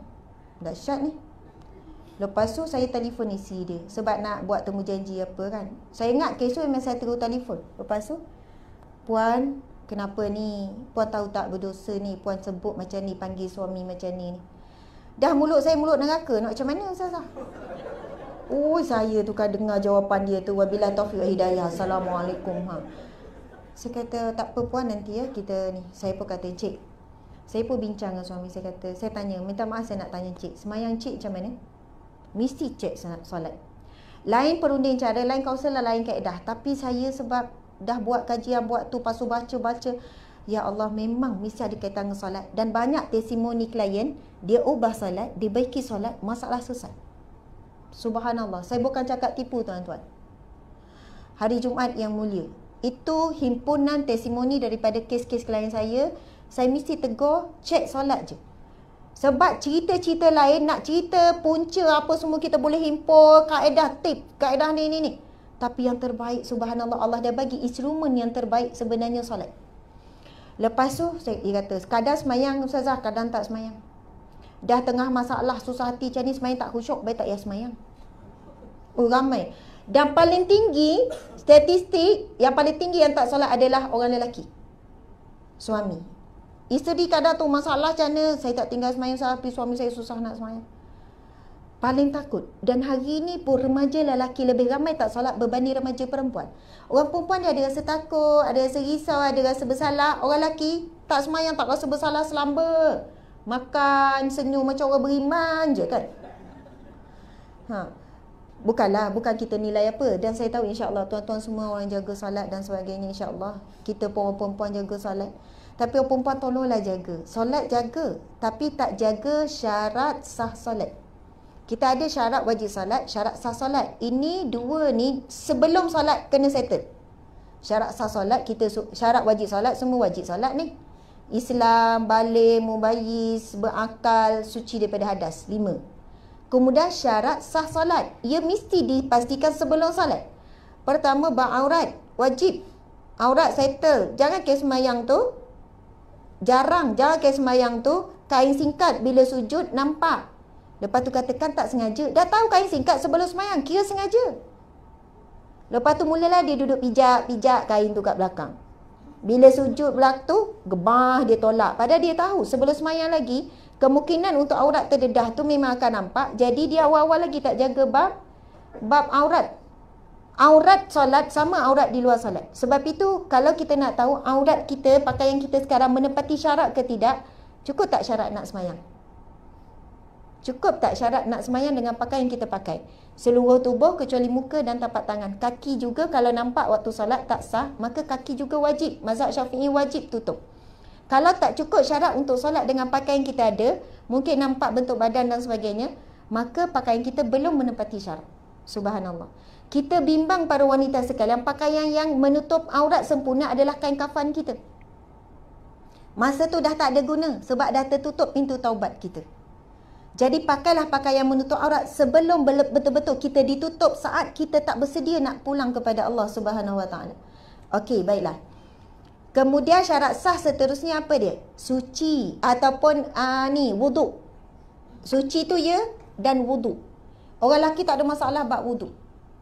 Orang lelaki pakai foundation ke? Tak pakai kan? Bedak-bedak tak pakai kan? Gincu tak pakai. Orang perempuan satu bedak. Kadang ada bedak yang memang kalisai. Dia kata bertahan 8 jam. Lepas tu ada pula bertahan 12 jam. Yang tu lagi nak beli. Dia kata kalau berpeluh lagi shining, flawless. Betul lah, kita tak faham benda-benda ni. Kita takut kita flawless di dunia, di akhirat kelak wajah kita hitam berdebu. Sebab di padang mahsyar ada 2 wajah je. Putih, berseri, cerah, terang. Yang kedua hitam berdebu di padang mahsyar. Walaupun hidup di dunia cerah putih, walaupun hidup di dunia kulit dia gelap negro, hitam legam, tapi akan dibangkitkan 2 wajah ini sahaja. Subhanallah. Sebab itu orang yang risau wajah dia takut tak flawless di akhirat kelak, dia jaga betul-betul wuduk dia. Sebab antara wajah yang bercahaya di akhirat kelak kesan wuduk. Hadis Nabi SAW. Sesungguhnya kalian akan dibangkitkan dengan cahaya wuduk yang berbekas kesan. Maka lebihkanlah had wuduk tu. Kalau muka tu lebih sikit lah, tangan lebih sikit lah, supaya nampak kesan daripada wuduk tu akan keluarkan cahaya di padang mahsyar. Nabi dah tahu itu umatku. Nabi tahu siapa yang Nabi nak tarik bagi syafaat. Wajah-wajah yang bercahaya daripada cahaya wuduk, cahaya Al-Quran, cahaya selawat dan cahaya solat. Subhanallah. Orang perempuan ini cabaran hari ini. Cabaran sungguh. Bedak kali sair, foundation kali sair. Kita boleh nampak kalau di R&R mana-mana bila dia cuci muka nampak berminyak. Orang lelaki tolong perhatikan isteri tuan-tuan sekalian. Tengok kalau dia ambil wuduk, dia cuci muka tu kalau nampak berminyak lagi, lepas tu kita kata ambil tisu jap. Kenapa bang? Kita pun cuba sapu. Bukan romantik. Isi kata wah makasih bang macam romantik. Kita pun cuba sapu kat muka dia, nampak coklat lagi, awak pergi ambil wuduk balik. Kalau sebelum solat, sebelum keluar nak jumpa manusia, kita boleh habis masa 15 minit, setengah jam untuk hias muka. Tapi kenapa nak jumpa Allah? Allah nak wajah yang bersih berhadapan dengan dia. Kita tak boleh habiskan masa untuk Allah. Lelaki ni rumah terbuka apa semua ni, tumpah semayang rumah orang, singgah sekejap apa semua. Masya Allah. Kalaulah kita tahu benda tu kalis air apa dan sebagainya, kalau sekadar dengan air tak hilang makeup kita, tak hilang semua tu belum cerita bab hukum makeup semua tu lah, saya nak cerita bab wuduk saja. Kalau tak hilang, bawalah ready, siap-siap pencuci muka kan, ataupun makeup remover ataupun tisu tu semua. Ni gincu ada yang tak hilang, semayang tu nampak kesan gincu ni, ada yang pakai apa ni, eyeliner apa semua, kalau tak hilang semua itu kena rata, ia menghalang wuduk contohnya. Ni ada yang pakai ni kan. Subhanallah. Na'udzubillah min zalik. 20 tahun semayang, 20 tahun tak jaga syarat sah wuduk, takut solat sia-sia, tak dapat apa-apa pahala. Bukan itu saja, bila tak sah menanggung bebanan tak sah solat tu orang perempuan. Orang lelaki dia tengok isteri dia, tuan-tuan takkan lepas. Bukan tuan-tuan semayang, tuan-tuan jaga salat, tuan-tuan rasa tuan-tuan lepas. Ini yang dikatakan cinta si dia nombor 3 ni. Sebab apa? Letak Allah nombor 1. Tegur isteri. Sebelum keluar pergi rumah terbuka kan, pusing 7 kali. Pening tu bang, tak jadi keluar lah. Tak payahlah 7 kali kan. Suami tolong tengok atas ke bawah. Isteri pun pelik. Kenapa awak ni? Kenapa ni? Kan tak jadi keluar pula. Tengok atas bawah, pusing belakang. Tukar baju. Kenapa pula? Ketat, nampak belakang tu. Cuba berjalan. Masa berdiri tak nampak, bila berjalan nampak. Tukarlah baju awak. Sebab apa? Sayang Allah nombor 1, sayang Rasul nombor 2. Sayang isi kerana Allah dan Rasulullah. Yang ni suami yang macam ni yang terbaik. Sebab Nabi sebut suami yang dayus, ad-dayus finnar. Nabi kata laki dayu dalam neraka. Dalam hadis yang sahih lain Nabi sebut laki dayu tak mencium bau syurga, sedangkan Rasul kata syurga itu boleh tercium 500 tahun perjalanan. Ni pakai minyak wangi 1 botol pun lebih kurang dalam berapa meter je boleh cium, betul tak? Kalau 1 botol lah. Nak kata tak kuat sangat pun, tapi syurga 500 tahun perjalanan. Jarak yang sangat jauh dengan syurga, wanginya syurga, tapi Nabi sebut lelaki yang dayus tak cium bau syurga. Tak cium bau syurga. Apatah lagi nak masuk syurga. Tapi di sana juga Nabi ada sebut tentang golongan wanita yang tak cium bau syurga, iaitu wanita yang Nabi sebut berpakaian tapi telanjang. Dia pakai elok, datang kerja pakai elok, tudung pun pakai, tetapi boleh nampak bentuk badannya. Orang lelaki, tuan-tuan, kalau nampak perempuan pakai baju nampak bentuk badan, tuan-tuan terganggu tak?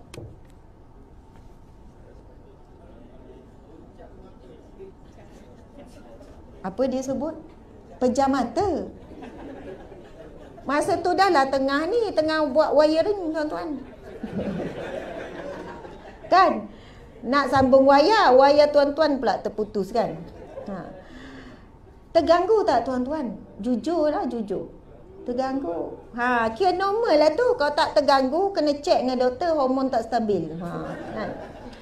Memang Nabi sebut pun zuyina linas, dijadikan indah. Dijadikan indah bagi pandangan lelaki, antaranya adalah para wanita Dan Nabi sebut tidak ada fitnah yang lebih berat, ujian lebih berat yang kau tinggalkan kepada kamu wahai pada lelaki adalah daripada ujian wanita. Subhanallah. Tapi saya sebut ni, orang tanya siapa yang salah, lelaki ke perempuan? Dua-duanya. Kedua-duanya. Subhanallah. Sebab itu kita janganlah jadikan kita jadi asbab menyebabkan lelaki tak mampu tundukkan pandangan ataupun naiknya syahwat dia.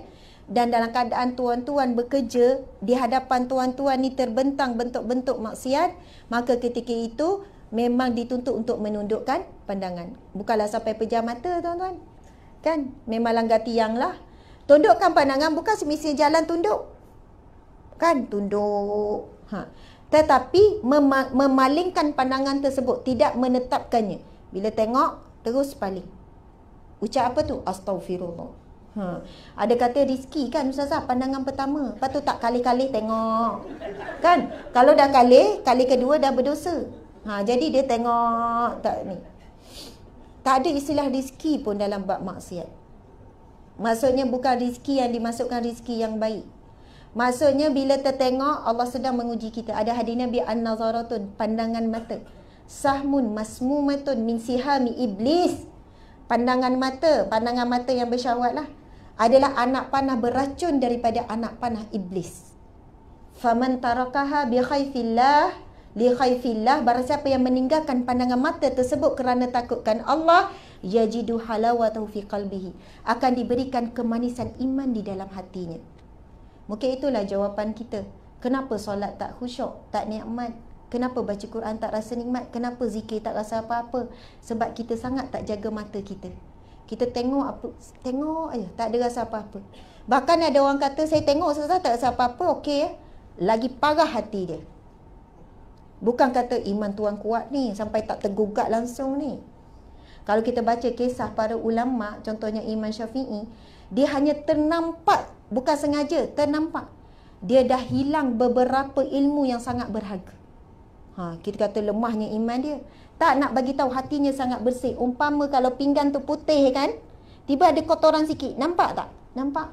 Tapi kalau pinggan tu memang dah kotor, tambah kotoran ni yang baru, tak nampak kotor, memang dah kotor. Lagi kalau hati tu dah hitam, tambah satu titik hitam lagi, tak ada beza dah.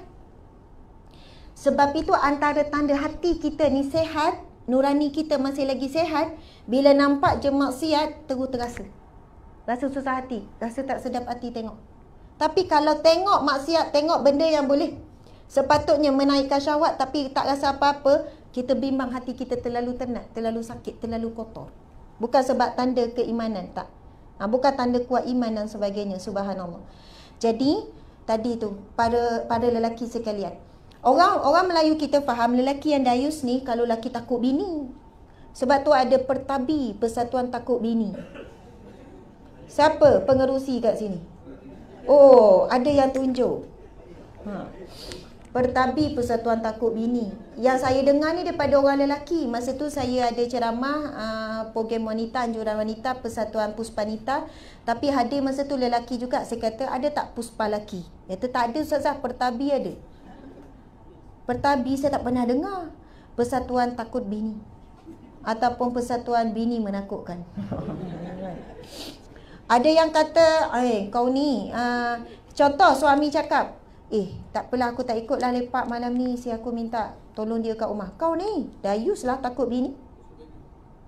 Isi aku suruh gosok baju. Isi aku suruh ni. Kau ni, apalah dayus lah, orang lelaki keluar je, tak perlu nak ni. Isteri tak bagi pun keluar je, bukannya.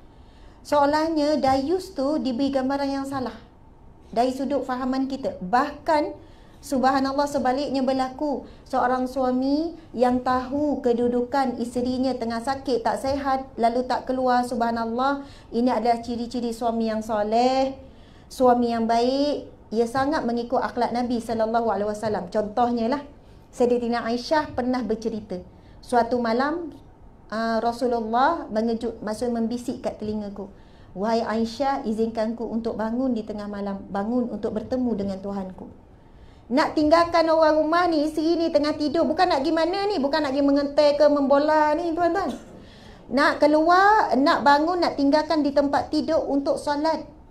Tanya Aisyah, Aisyah jawab, ya Rasulullah, aku sangat suka engkau berada di tepiku, di sampingku. Tapi aku juga sangat suka bila engkau bertemu dengan Tuhanmu. Masya Allah. Subhanallah. Sebab itu tuan-tuan memang tak perlu minta izin isteri. Tuan-tuan boleh keluar. Walaupun isteri kata, saya tak izinkan awak keluar. Boleh je keluar, betul kan? Tetapi kalau encik tidak keluar kerana menjaga kebajikan isteri, encik mengikut sunnah Nabi SAW, ikut akhlak Nabi SAW. Masya Allah.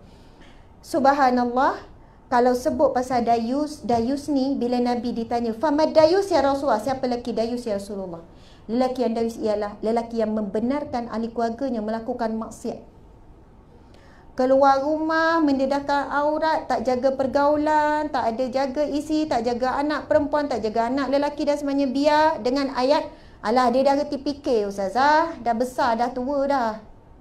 Ramai orang lelaki sebut macam ni. Saya buat kaunseling ke apa kan, alah dia bukan tak tahu. Saya kata, encik, sekali jadi suami seumur hidup. Sekali jadi ayah, sekali jadi ibu, sekali jadi isteri, jadi seumur hidup. Jawatan yang tak boleh diletakkan. Lepas tu kata, dah saya tak mampu, saya dah cakap, kira dah cukup syarat dah tu ya. Ramai yang memudahkan dalam bab urusan ni. Kita rujuk pada hadis Nabi SAW. Man ra'a minkum munkara, barang siapa yang melihat suatu kemungkaran, falyughayyirhu biyadihi, maka dia perlu ubah dengan kuasa, dengan tangannya. Fa illam yastati', kalau tak mampu, fa bilisani. Fa illam yastati' fa biqalbi, wa dzalika adhaful iman. Nabi sebut, apabila seseorang daripada kamu melihat satu kemungkaran, maka cegah, ubahnya dengan apa yang pertama, dengan kuasa yang ada. Saya nak tanya suami, ada kuasa tak terhadap isteri? Tuan-tuan ada kuasa terhadap isteri tapi tuan-tuan tak gunakannya. Yang kedua, tak mampu ustazah, isteri saya dia bos tempat kerja. Ustazah, isteri saya polis. Ustazah, isteri saya ada black belt. Ada tali pinggang hitam. Ui, takut saya ustazah. Contohlah, saya tak boleh. Saya memang tak ada kuasa. Tuan-tuan, saya minta maaf orang lelaki. Saya bukannya nak bias ke apa, tapi tolonglah kembalikan kelakian anda. Soalnya macam itulah. Ramai orang lelaki dia lepaskan kesuamian, kelakian dia yang lepaskan. Bermula daripada sebelum kahwin lagi. Lepas kahwin pun sama. Dia biar keputusan semua dibuat oleh isteri. Padahal ada waktunya isteri bagi peluang untuk isteri ni suami buat keputusan. Bang, kita, walaupun benda kecil, saya minta maaf, bermula benda kecil. Sebab saya kaunselor, saya peninjau rumah tangga, saya hadapi kesukaran ni, bila tahap suami ni, ego dia dah mula tinggi, ustazah, semua dia belaka buat keputusan. Apa-apa dia belaka, saya ni kena ikut je. Saya akan tanya suami ni, minta maaf encik mula bagi isteri buat semua keputusan sejak bila? Betul tak sejak sebelum kahwin? Apa maksud ustazah? Saya tanya. Masa isteri dulu, sebelum kahwin, awak, kita nak pakai baju warna apa? Terpulanglah pada awak. Awak, kad kahwin, nak warna apa? Ikutlah mana baik bagi awak, baiklah bagi saya. Awak, menu apa? Ikutlah. Sebab malah fikir. Awak, kita ni, saya ikut awak je. Sampai lepas kahwin, benda-benda penting pun semua. Awak, kita nak balik, kita nak jalan kat mana? Mana-mana lah awak suruh, saya ikut je. Awak, anak kita nak sekolah mana ya? Ikutlah, mana-mana sekolah pun okey. Awak, anak kita ni, semua serah dekat isteri. Fikir dan buat tindakan. Saya cakap, sungguh ni, orang lelaki sebab dia malah fikir. Sampai ketika suami ni, sekali dia nak test. Okey, saya ni, awak ni, isteri dah menjawab. Sebab dah terbiasa daripada awal kahwin, sampai 10 tahun kahwin, 15 tahun kahwin, semua suami malah fikir dia serah pada isteri. Sebab tu bila suami datang, dia mengadu pasal ni, saya kata, encik, berapa tahun encik biarkan isteri buat keputusan, fikir, sebab kemalasan encik untuk berfikir dan encik sendiri tak nak buat tindakan, encik kena sabar dalam tempoh yang sama. 15 tahun saya kena sabar. Kalau encik boleh cepat lagi, alhamdulillah. Encik tak boleh nak immediately untuk isteri berubah sekarang. Alah, kadang benda remeh-temeh. Ya, daripada remeh-temeh jadi perkara yang besar-besar. Bab pendidikan anak, bab itu, bab ini. Awak lauk apa nak makan hari ni? Ikutlah apa-apa lauk, saya tak kisah. Nak fikir lauk, nak masak, susah tak orang perempuan? Susah encik. Dia nak fikir, nak ingat balik semalam makan apa, hari tu makan apa ni untuk seminggu. Nak masak apa ni. Tapi lelaki ramai meremehkan. Sebab ayat tu lah ayat paling selamat. Mana baik bagi awak, baik bagi saya. Saya ikut je apa awak, ayat selamat. Sebab apa? Nak kosong, fikiran nak kosong, tak nak fikir. Benda ni subhanallah, saya nak cakap orang lelaki kalau bertanggungjawab sebelum kahwin lagi dia dah cakap. Baju apa saya tak kisah, tapi dengan syarat.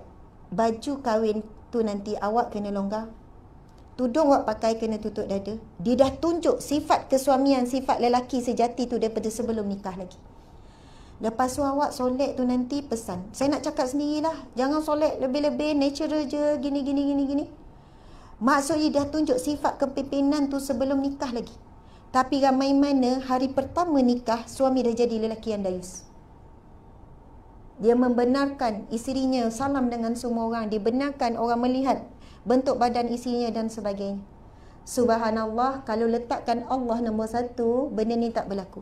Tapi sebab apa? Lebih mencintai bakal isteri. Lebih mencintai tunang. Lebih mencintai pujian manusia. Sebab itu Allah berada di belakang.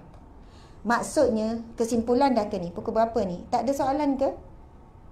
10.30, ada lagi masa sikit. Kalau ada nak tanya, angkat tangan terus ataupun tulis surat. Saya sangat suka in between ni. Sebelum habis ada soalan-soalan. Saya tak nak short sendiri. Mungkin ada orang lelaki nak tanya. Kita buka dulu boleh? Okey, tuan-tuan.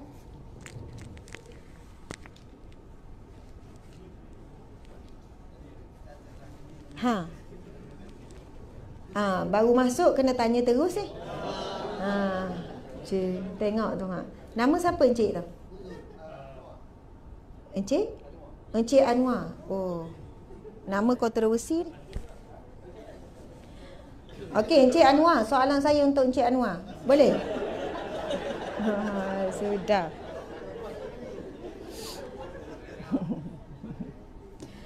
Sungguh ni, boleh ya Encik Anwar? Boleh insya-Allah. Okey, baiklah. Encik Anwar, siap dia tak tahu apa-apa, duduk kena tanya soalan. Jadi saya tanya orang sebelah Encik Anwar. Okey, subhanallah. Boleh tak encik sebelah? Boleh ke tak boleh ni? Tengok dulu soalan apa ya. Subhanallah. Okey, encik. Encik sebagai seorang lelaki, sebagai seorang suami, ya? Encik ada isteri tak? Ada. Okey. Apa cabaran utama encik sebagai seorang suami dalam mendidik isteri, ataupun cabaran suami seorang lelaki jadi suami, cabaran dia apa berkaitan dengan isteri? Encik, adakah encik juga mangsa bebel?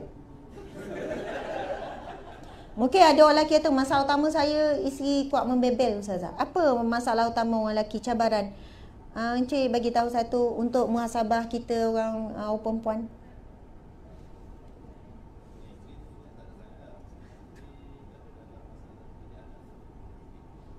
Dalam bab masalah mendidik anak lah. Ya.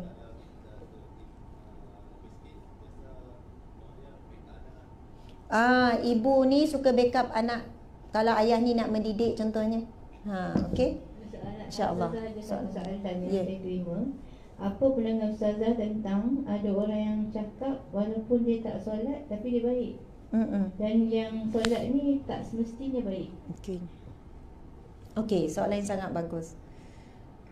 Okey, jadi pertama saya nak sentuh apa yang luahan para suami ni. Masalah isteri kata okey, isteri dia baik, subhanallah. Alhamdulillah. Isteri menakutkan ke ni? Takut isteri tahu. Isteri ada sebelah ke? Tak ada. Tak ada ya. Oh, isteri jauh sangat. Baiklah. Masalah ini antara isu juga, iaitu seorang ibu dia suka backup anak. Bila ayah dia tegur dan sebagainya, ibu ni backup. Alah bang janganlah. Ataupun apa-apalah, ataupun dia backup anak dia, contohlah anak perempuan pakai baju ketat. Baru darjah 5 contoh, darjah 6 contoh kan. Alah bang, budak lagi lah bang, biarlah dia nak rasa pakai legging. Perasan tak hari ni ramai sangat pakai legging, pakai seluar, bukan budak je, mak budak pun sekali. Kalau dulu saya minta maaf, orang perempuan dulu macam dia pakai ketat-ketat ni yang kalau ada maksudnya slim ke. Hari ni dah tak kira dah. Dah tak kira slim tak slim, kadang boleh kira tu bila dia duduk, 4 lipat. Nampak tu lipat 1 2 3 lipat. Maksudnya seluar jeans pun ketat, melekat. Saya duk fikir berapa lama dia nak sarung tu ya, yang betul-betul melekat daripada atas sampai bawah. Lepas tu bila berjalan kita pula malu sebagai perempuan, ya Allah. Bukan kita hina dia, tapi kita kata, ya Allah bagilah dia kesedaran. Astaghfirullah, ya Allah ampunilah aku, ampunilah dia, ya Allah. Naik tangga pula apa semua, mencabarlah tuan-tuan kan. Jadi tuan-tuan bila pergi shopping kompleks, semua itu peluang untuk tuan-tuan istighfar banyak-banyak. Kalau kat rumah tak banyak sangat istighfar tu kan. Astaghfirullah, astaghfirullah, astaghfirullah, depan belakang semua. Masya Allah, saya rasa mencabar sangat nak didik anak hari ni. Sangat mencabar. Sebab apa? Kita tak boleh nak jaga apa yang mereka lihat sebab benda tu ada depan mata. Cuma kat rumah kita boleh kontrol rancangan TV apa semua kan. Akhirnya kami lah, itu cara kami. Astro, semua tutup. Tak ada Astro, tak ada Enjoy apa semua. Sebab saya tengok iklan pun teruk. Maksudnya pembaca berita TV pun mencabar. Tak tahulah orang lelaki tengok berita ke tengok pembaca berita. Dua-dua tengok. Lepas tu orang tanya, Ustazah nanti anak ketinggalan, nanti anak macam dia culture shock kat luar. Alhamdulillah tak culture shock pun, walaupun dia tak tengok TV, tengok semua. Apa yang berlaku kadang yang darjah 1, darjah 2 tu sebab mata tu tak biasa tengok dan kita sangat jaga. Kita seorang ibu kat rumah pun kena jaga. Bukan mentang-mentang tak ada aurat, pakai baju kecil kat rumah. Anak perempuan kita sebab adik-beradik kita bagi kan. Yang anak perempuan pun duduk elok-elok, pakai baju, pergi tukar. Kalau pakai ni pun sebab apa? Biar dia ada rasa malu dengan adik-beradik lelaki. Dan biar adik-beradik lelaki malu untuk lihat kakak dia ataupun adik perempuan dia. Bila malu ni besar sebab itu al-haya'u minal iman. Malu ini sebahagian daripada iman. Sebab itu Nabi sebut fa illam tastahyi, bila kamu tak ada rasa malu, fasna' maksyi'ta, kamu akan buat apa saja. Tapi tanam satu sifat malu yang sangat tinggi. Bila keluar je kan darjah 1, darjah 2, bila tertengok ada pun astaghfirullah. Sebab apa Imran? Astaghfirullahalazim. Kecil lagi ni. Sebab apa? Kita tak biasakan dia melihat tu walaupun dalam rumah. Tapi kalau kita boleh biar anak kita tengok movie yang ada sensor-sensor, peluk-peluk, Mak Saleh pakai seksi apa semua, mata dia dah biasa tengok kat luar, dia tak heran pun tengok perempuan seksi. Tak ada, sebab mata dah terbiasa melihat kemungkaran. Dan dia tak rasa apa-apa dengan kemungkaran tersebut. Jadi bila dia dah tak terbiasa tengok, subhanallah, benda ni, pendidikan ni, kawalan kita tak boleh buat kat luar. Anak kita keluar kita nak kontrol. Apa yang dia lihat di luar kita kontrol. Tapi kita boleh kontrol apa yang dia lihat di dalam rumah di hadapan kita. Tapi kalau kita tak nak jaga juga dalam rumah, na'udzubillah ibu-ibu sekalian, saya terima banyak aduan anak dah parah, anak dah teruk. Ustazah, anak saya sekolah agama, hafal Al-Quran, tapi dalam telefon dia saya baru cek himpunan video lucah. Sebab apa? Dia dah biasa tengok benda-benda yang biasa ni, akhirnya nak tengok lebih. Tapi kalau yang tak biasa, yang slow-slow pun kita dah sekat, dia insya-Allah susah sikit nak tengok yang lebih. Jadi orang perempuan, subhanallah, kalau cinta Allah nombor 1, cinta Rasulullah nombor 1, didik anak nombor 1, apa pandangan Allah, apa pandangan Rasulullah. Anak, Ustazah kan baru darjah 5. Takkan tak boleh, lagipun dia tak balik lagi Ustazah. Dia tak haid lagi Ustazah. Biarlah kan dia pakai dulu Ustazah. Okey kan, nanti dah balik nanti, barulah saya betul-betul strict dengan dia. Saya bagi satu perumpamaan. Kalau ada satu pokok kan, pokok kita tanam, 2 tahun kita tanam, mudah tak nak cabut? Boleh tak nak cabut dengan tangan? Susah. Dah berakar, akar dia dah kuat. Tapi kalau pokok tu kita baru tanam, lepas tu dah 2 hari kita nak alih, senang tak nak cabut? Senang. Kita tarik macam tu je. Sesuatu perkara kemungkaran ataupun kebaikan, bila dah berakar susah nak tarik. Kebaikan pun sama. Kalaulah kita tanam anak kita start daripada mumayyiz darjah 1, kita dah tak bagi dah pakai baju ketat-ketat, baju seksi-seksi, skirt apa, kebaikan tu kita tanam daripada kecil, dia akan kekal sampai besar dia malu nak pakai baju ketat. Tapi kalau daripada kecil start mumayyiz darjah 1, darjah 2, kita tengok mumayyiz ni reti tahu beza buruk walaupun tak balik lagi. Betul tak? Dah boleh fikir. Kita dah biasakan dia pakai longgar apa semua. Kita tak biasakan. Kita pakai lagi sampai kita tak apa. Lagipun tak tanggung dosa lagi sampai balik. Masa tu baru nak ubah bukan senang. Faham tak ya? Nak cabut masa tu bukan senang. Ramai memberontak. Ramai tak boleh terima. Walaupun dah balik dia tak ubah lagi pakaian dia. Walaupun dah balik sebab tak tegas dia tentang solat, dia tak solat walaupun dah balik. Sebab sebelah tu ambil ringan. Alah, dia tak balik lagi. Tak apa. Orang perempuan ada tanda balik berapa? Tanda balik bagi wanita ada berapa, ibu-ibu sekalian? Tanda balik orang lelaki ada berapa? Sudah, tuan-tuan. Ayah ni takut tak sedar anak kita dah balik. Orang lelaki ada 3 tanda balik, orang perempuan ada 5 tanda balik. Ini bab fiqh ni, bab fiqah ni. Saya pernah dulu masa kerja pergi ke Johor, dia ada modul keluarga sakinah. Bila anak balik, dia ada buat satu majlis pembaliran. Macam itulah. Bukan majlis pembaliran. Kalau orang bukan Islam, India, dia ada umur tertentu, dia ada buat sambutan sikit. Nak bagi tahu anak ni dah anak dara ke apa. Dia ada buat satu upacara. Tapi saya puji satu modul keluarga sakinah di Johor dan mereka praktiskan benda tu. Saya tak tahu sekarang praktis ke tak. Masa tu saya kerja bagian undang-undang keluarga, kami buat lawatan ke sana. Yang mana bila anak ni balik, dia bawa kepada unit modul keluarga sakinah. Lepas tu ada satu muka surat yang mana akan dibacakan oleh mak ataupun ayah. Contoh, mak baca, "Wahai anak ndeku," nama siapa? "Kamu sudah pun balik, maka ke atas kamu kewajipannya adalah," baca senarai kewajipan. Dan oleh kerana itu, maksudnya anak tu rasa, rasmi balik. Faham tak? Anak pula baca, "Saya gini, dengan ini saya pun dah mencapai umur balik, maka menjadi kewajipan atas saya." Macam tu. Lepas tu baca doa selamat sikit. Sebab itu kita boleh buat sendiri je kat rumah. Kalau anak kita dah balik, buat perasmian balik tu. Soalannya gitulah. Jadi bila anak saya pun dah ada yang balik, okey, duduk sekejap. Jadi di sini dah balik, kena tahu apa hukum hakam bab solat, semua dah tanggung sendiri, dosa dah apa semua, gini-gini, supaya ada beza balik dengan sebelum balik. Orang perempuan 5 tanda balik, memang pertama haid, itu yang paling kuat lah, yang paling jelas.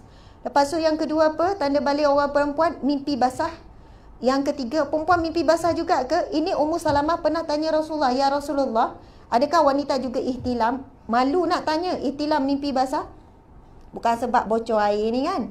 Hujan ke? Kita faham mimpi basah kan? Adakah perempuan? Rasulullah jawab, ya, perempuan pun mimpi basah. Baca bab-bab kitab fiqh, wanita pun boleh mimpi basah. Kalaulah anak kita belum uzur lagi, tak haid lagi, tapi dia cerita dia mimpi pelik, kemudian ada keluar cecair dan sebagainya, maka anak kita dah balik walaupun dia belum haid. Anak perempuan. Lepas tu yang ketiga, apabila berubah bentuk badan dia, kita boleh nampak, kita ibu mesti boleh nampak, itu menunjukkan badan dia dah subur. Kemudian yang keempat, dia dah mula dia boleh mengandung walaupun tak haid. Na'udzubillah, contohlah ada kes tak tahu anak mengandung. Mungkin dia ada buat maksiat apa semua, perzinaan, mengandung tapi tak haid lagi, menunjukkan rahimnya dah matang, maka automatik dia balik. Yang kelima, umur 15 tahun, tak haid, tak ada tanda, tak mimpi basah apa, automatik balik. Jangan duk hore lagi umur 18, saya tak balik lagi, hore, tak semayang, tak apa. 15 tahun, tak ada 4 perkara tu, automatik balik. Orang lelaki 3. Kan? Berubah bentuk badan dia walaupun tak mimpi. Duk tanya, dah mimpi lum? Dah mimpi lum? Ya. Hijri. Kalau Hijri, Qamariyah, kita guna kitaran bulan. Kalau Masihi, dia kitaran matahari, sebab tu panggil Syamsiyah. Ini Qamariyah. Qamariyah lebih pendek. Kan? Bulan Islam ada 29 ataupun 30.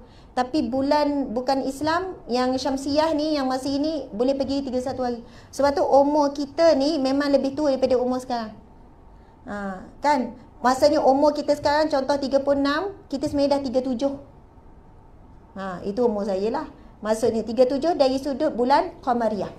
Baiklah, nak sebut balik orang lelaki mimpi basah, duk tanya anak, dah mimpi lum, dah mimpi lum. Dia pula ingat tak ingat. Apa tanya mimpi? Lepas tu kita nampak suara anak kita, bentuk badan dia dah lain, dah sasa sikit, dah nampak ni, mungkin dia dah balik. Yang ketiga, umur 15 tahun orang lelaki. Tak ada mimpi, tak mimpi-mimpi. Kemudian tak ada perubahan macam budak-budak. Tapi umur dia dah 15 tahun, Qamariah, automatik balik. Subhanallah. Kadang benda ni pun ibu bapa tak cakna pasal anak. Rupanya anak dah balik. Pasal semayang dia, pasal aurat dia apa semua, kita lah tanggungjawab sebagai ibu bapa untuk tahu. Subhanallah. Okey, jadi soalan tadi pasal solat. Pasal solat kan? Baiklah, saya nak tanya. Adakah orang baik akan solat ataupun bila solat jadi orang baik? Okey, ada orang tanya macam ni. Nak ubah dunia, kena ubah apa? Ubah manusia, betul kan? Manusia baik, dunia jadi baiklah. Nak ubah manusia, kena ubah hati. Betul tak? Nak kena perbaiki hati. Tapi nak dapat hati yang baik, kena perbaiki solat. Lepas tu orang tanya, Ustazah, orang baik mesti solat. Orang baik insya-Allah akan solat. Tapi orang solat tak semestinya baik, dia kata. Sebab ramai juga orang yang solat tapi perangai buruk. Semayang jaga, siap pergi masjid. Dia tak bertanggungjawab sangat dengan isteri. Suami yang tak bertanggungjawab. Nafkah ke apa tu termasuk dalam suami yang dayus lah. Bukan semestinya tak larang perkara maksiat saja. Banyak umum bab isu dayus ni. Okey. Jadi nak sebutnya tadi tu, orang yang solat, okey, confuse sikit. Orang yang solat, insya-Allah kalau dia masih belum baik, lama-lama dia akan jadi baik. Tapi jangan tunggu baik dulu baru nak solat. Angguk-angguk tu tak faham lagi tu kan? Okey. Subhanallah. Contoh. Kita sakit. Lepas tu doktor kata makan ubat ni, ubat ni, ubat ni. InsyaAllah bila kamu makan ubat, kamu akan sihat. Okey. Jadi kita ni sebab nak sihat. Betul kan? Kita makanlah ubat tu. Walaupun ubat tu kita tak nak, pahit, tak sedap apa. Tapi sebab apa? Kita nak dapatkan sihat. Jadi kita makanlah ubat walaupun terpaksa, walaupun tak sedap. Akhirnya kita dapat sihat. Solatlah walaupun kita rasa berat, walaupun tak khusyuk, walaupun terpaksa. Dan memang kita banyak solat dan kadang terpaksa. Betul tak? Kalau tak sebab terpaksa, kalaulah sebab solat ni tak wajib, tak dipaksa pun, nescaya kita tak solat. Betul atau tidak ni? Tapi sebab kena paksa oleh Allah, wajib oleh Allah, kelang kabut sibuk macam mana, kita menyelit gak pergi solat. Sebab dipaksa. Allah paksa kita untuk solat, akhirnya kita solat pun terpaksa. Solat pun sekejap je, laju-laju. Solat ni pun lama-lama kita tetap jaga 5 waktu solat.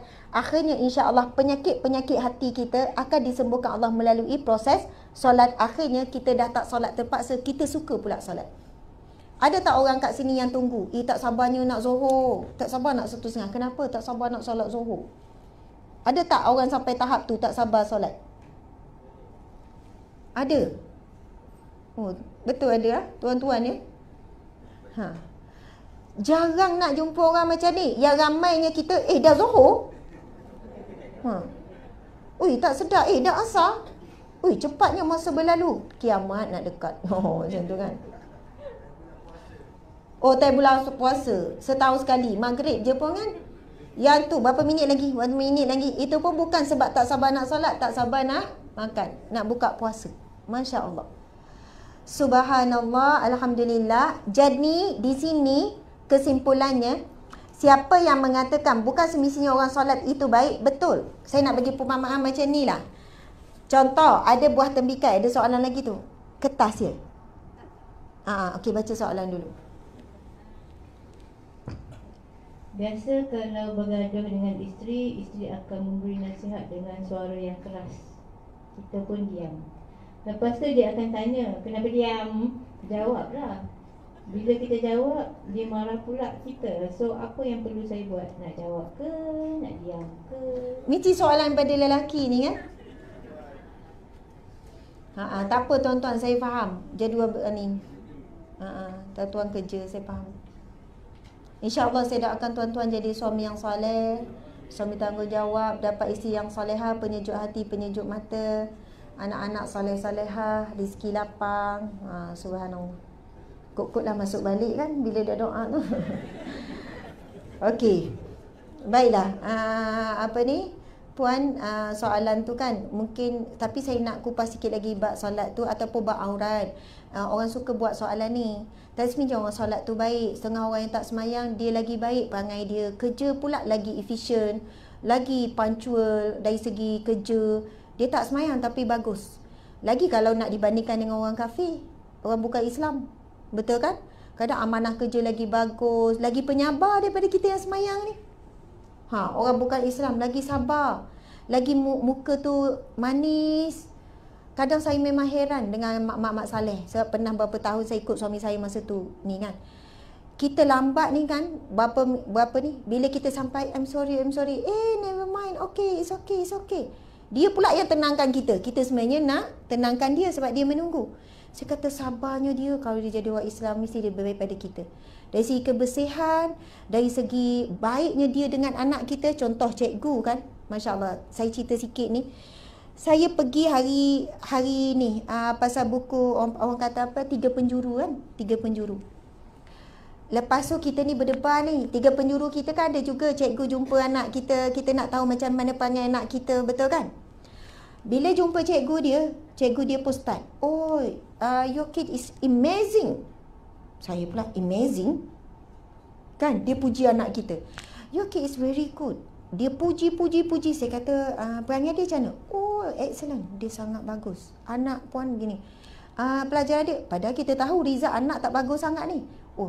She is very good, don't worry, your kid puji je. Saya balik, patutlah anak saya sangat suka di sekolah. Cuti sekolah, dia orang tak suka duduk kat rumah. Dia counting days. Umi, berapa hari lagi sekolah? Berapa hari sekolah? Tak suka ke cuti? Tak suka duduk rumah? Lagi suka sekolah. Sebab di sana guru dia puji. Jarang marah, jarang tinggikan suara. Masya Allah, saya pula terbalik kat rumah. Kita ni pula yang kita mention selalu benda yang kita tak suka. Betul kan? Ni bilik siapa ni bersepah? Time dia kemas, kita tak ada mention sangat. Ni bilik siapa kemas sangat ni? Tak ada. Yang kita akan sebut 5 hari kemas, sehari yang tak kemas tu kita bising. Lepas tu saya kata, ya Allah, patutlah. Dia orang memang guna pendekatan tu dan ada kaedah kenapa guru-guru mereka dilatih begitu dan macam mana guru mereka kurang tekanan. Sekolah sangat ambil berat supaya anak ni kurang tekanan.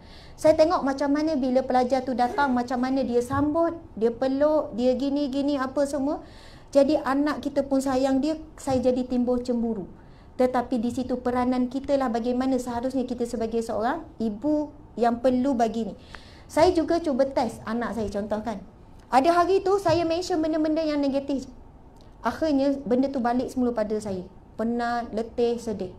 Tapi saya cakap dekat suami, bang, hari ini saya buat benda ni. Ibu-ibu cuba buat contoh.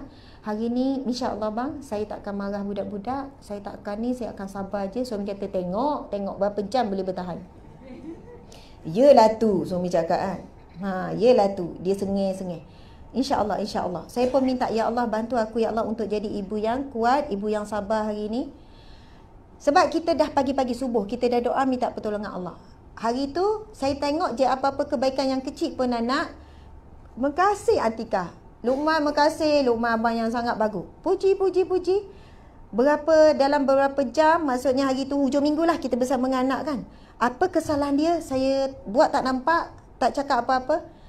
Tak lama tu, Umi ada apa-apa nak tolong tak? Lepas tu yang lain pula, Umi nak air tak? Umi penat ke? Duduk, main kita work. Maksudnya, memang benar kata Allah, la in syakartum la azidannakum. Kalau kamu bersyukur, pasti aku akan tambah. Wala in kafartum inna azabi lasyadid. Kalau kamu kufur dengan nikmatku, nanti kalau azabku amat pedih. Azab Allah tak tunggu akhirat ya. Kat dunia Allah bagi kita jadi ibu yang azab. Ustazah azab dah jadi seorang mak. Azab dah jadi seorang isi contoh. Rupanya dengan banyakkan syukur, dan kan Nabi sebut, siapa yang tak berterima kasih kepada man lam yashkur linnas lam yashkur lillah. Barang siapa yang tak berterima kasih pada manusia, dia tidak berterima kasih pada Allah. Bila banyak kita meraihkan anak, meraihkan suami buat sikit je, bang makasih lah, angkat kain, makasih sangat. Macam pelia tu kan. Makasih bang, tolong angkat kain. InsyaAllah lepas ni dia angkat, dia lipat sekali. Tapi kalau dia masa angkat kain, ala angkat ke? Memang tak ada tambahan lah lepas tu. Tapi syukur, alhamdulillah bang, makasih sangat awak lipat kain, makasih sangat. Ikhlas daripada hati, bukan pelik. InsyaAllah lepas tu dia buat lebih. Tapi kalau kita benda kecil kita tak boleh syukur, jangan harap Allah beri nikmat yang lebih besar. Itu satu tips lah. Okey, saya nak bagi pemahaman pasal solat tadi. Tuan-tuan, kalau tuan-tuan diberi tugasan oleh isteri untuk cari tembikai, encik cari tembikai yang macam mana? Nak tengok macam mana tembikai tu elok tak elok? Encik buat apa? Ha? Oh, suruh potong. Oh, kan? Potong tu sebelum bayar ke lepas bayar?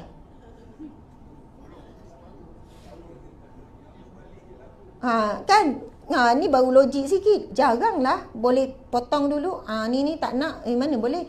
Lagi kalau beli dekat shopping complex, beli dekat Maidin ke apa, boleh ke potong dulu? Dah siap potong. Okey. Tu bijak. Beli yang dah siap potong. Okey, baiklah. Selamat tuan-tuan. Betul lah tu kan? Okey, kita kalau nak beli tembikai, nak beli buah yang tak nampak dalam, kita tengok luar. Betul tak tuan-tuan? Sebab ada orang kata perempuan ada tu yang tak tutup aurat lagi baik daripada yang tutup aurat. Contoh, orang buat kiasan benda ni, logik akal. Kita pun jawab dengan logik akal ya. Buah tembikai, kita nak beli, kita tengok luar. Okey, lepas tu kita kocok-kocok sikit. Contoh kan? Okey, rasa macam tak ni, tak ada lebam, kita bawa balik. Belah, tengok-tengok busuk. Itu normal, betul kan?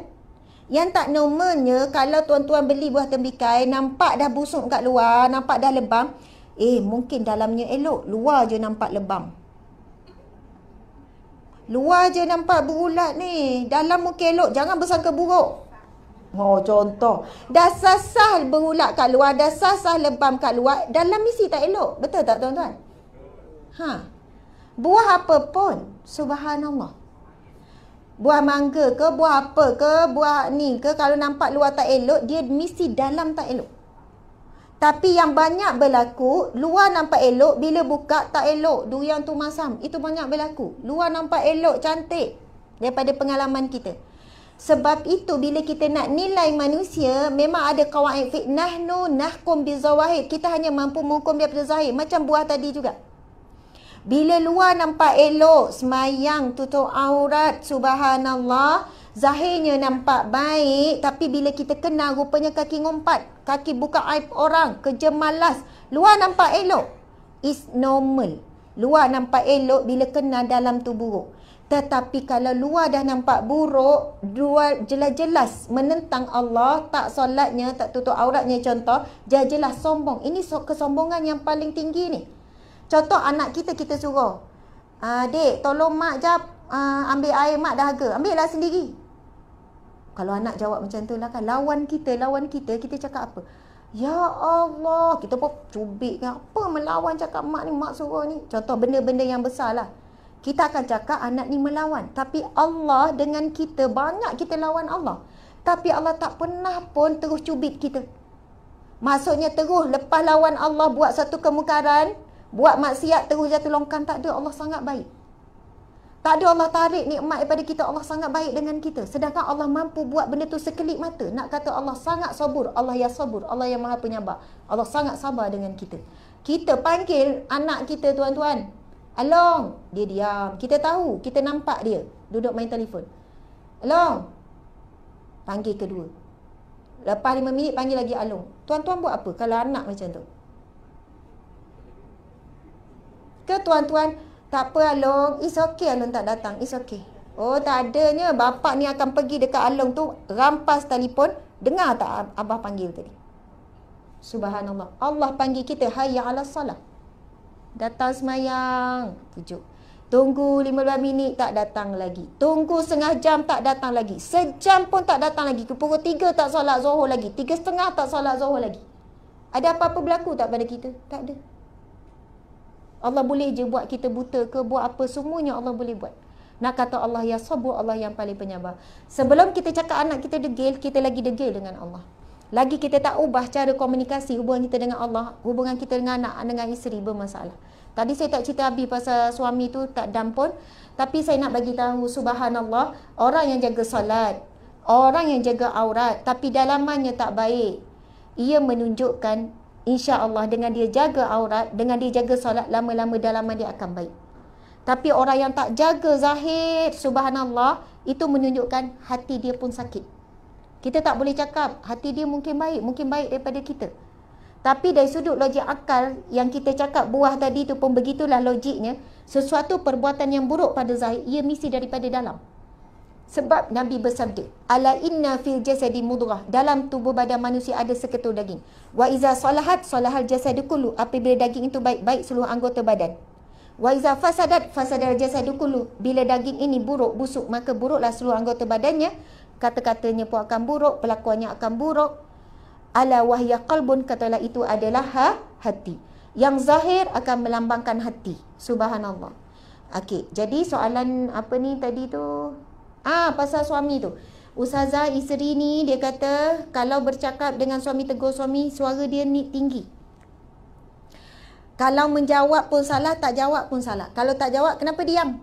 Betul lah tu salah. Contoh kan, kenapa diam? Kalau jawab pun salah. Sian orang lelaki. Biasa tuan-tuan buat apa? Malah layan. Saya ada satu kisah untuk muhasabah orang perempuan. Klien saya datang. Isteri ni, kita ada buat session, ada satu slot, saya tahu masa dah nak habis, tinggal lebih kurang. Okey, dah habis pun. Dah 11.03 minit. Tapi ada pengajaran yang sangat bagus daripada cerita kisah benar ni. Ringkas je. Saya bagi isteri dengan suami isteri, okey puan, tuan, sekarang adalah sesi untuk masing-masing boleh luar. Siapa nak mula dulu? Ustazah, saya dulu, isteri. Saya mula dulu Ustazah. Saya ada tak banyak pun Ustazah, ada 10 perkara je yang saya nak sebutkan pada suami saya. Suami ni kan muka pun macam tu kan. Dia pun cakap, pertama saya harap suami saya gini-gini. Kedua Ustazah, ketiga, perempuan pandai susun ayat, tuan-tuan. Bunyi soleha je ayat. Subhanallah Ustazah, insya-Allah, dia selit-selit tu. Saya pun sedar kelemahan saya Ustazah, tapi untuk suami saya, perempuan kan mulut manis kan. Dia cakap. Lepas tu, okey puan, terima kasih. Sekarang encik, peluang untuk encik, saya harap isteri diam ya. Puan jangan cakap apa-apa. Kalau saya tak cakap macam tu, sekali si suami sebut, mama jawab. Okey, sekarang untuk encik pula. Suami diam. Saya habis cungkil. Encik, cakaplah encik. Takkan tak ada satu. Diam. Diam je. Lepas tu akhirnya saya bagi kertas. Kertas. Okey encik, kalau encik tak nak cakap, encik boleh tulis. Orang isteri pun kena bagi. Kalau tak ada aktiviti, isteri ni akan jadi lain macam. Okey. Jadi saya bagi juga kertas, tulis. Okey. Sekarang kita tulis. Saya memang suka buat macam tu. Nanti akan buat tanda tangan. Kemudian ni, saya akan buat salinan untuk saya, salinan untuk ni. Sebab apa yang kita cakap, lepas tu janji kita pada pasangan biar bertulis. Sebab akan datang, bila datang sesi yang seterusnya, saya akan keluarkan balik, dah buat belum apa janji kita nak berubah untuk pasangan. Cakap senang, buat senang. Masa tu kalau tak ada Ustazah, saya tak buat. Baliklah, nanti datang balik. Sebab saya kata kalau klien tak nak bagi kerjasama, tak nak ubah, apa yang dia cakap dia tapi tak nak buat, tak ada apa yang berubah. Tapi biasa mesti ada kaitan dengan solat. Saya kata orang lelaki tadi tu yang suami isteri makin teruk tu, saya kata encik ada masalah komunikasi dengan Allah. Sebab itu isteri encik dengan encik ada masalah komunikasi. Isteri suka makin. Habis tu saya kena buat apa Ustazah? Saya suruh Ustazah nasihat isteri saya, Ustazah nasihat saya pula. Sebab masalah encik bukan masalah saya. Encik diuji oleh isteri macam tu, saya kata encik kena balik semula pada Allah, baiki komunikasi. Solat tak boleh tinggal, itu saatnya kita bercakap dengan Allah. Solat dia awal waktu, cuba solat di masjid. Dia telefon saya balik, tak sampai 2 minggu, Ustazah tak payah panggil lah isteri saya, Alhamdulillah banyak perubahan. Saya tanya siapa berubah sebenarnya? Betul lah saya berubah. Betul tuan-tuan puan-puan. Sebab itu Allah berfirman, setiap apa yang berlaku pada diri kamu, maksudnya kebaikan atau keburukan adalah disebabkan diri kamu sendiri. Ubah diri, ubah diri kita, subhanallah, Allah akan ubah orang sekeliling kita, insya-Allah. Baiklah. Lepas tu suami ni kan saya bagi kertas, dia tulis sikit, lepas tu dia potong. Lepas tu dia tulis, lepas tu dia potong balik. Isteri ni kan, Ustazah, boleh tak muka surat belakang? Betul. Dah habis muka surat sampai bawah belakang pula. Saya kata boleh, bagilah buat aktiviti. Perempuan tak hidup diam. Okey. Lepas tu saya tanya, encik, dah siap tu encik, kenapa encik tak cakap, tak tulis? Saya tak boleh nak bantu encik. Apa yang encik nak daripada isteri apa semua? Lepas tu isteri ni kan menjawab, "Itulah ustazah, saya tak ada apa-apa masalah." Ha. Nampak tak? Tengok. Ha. Dia tak ada apa nak komen saya pun. Saya okey, ustazah, saya okey. Aduh, perasan betul lah. Memang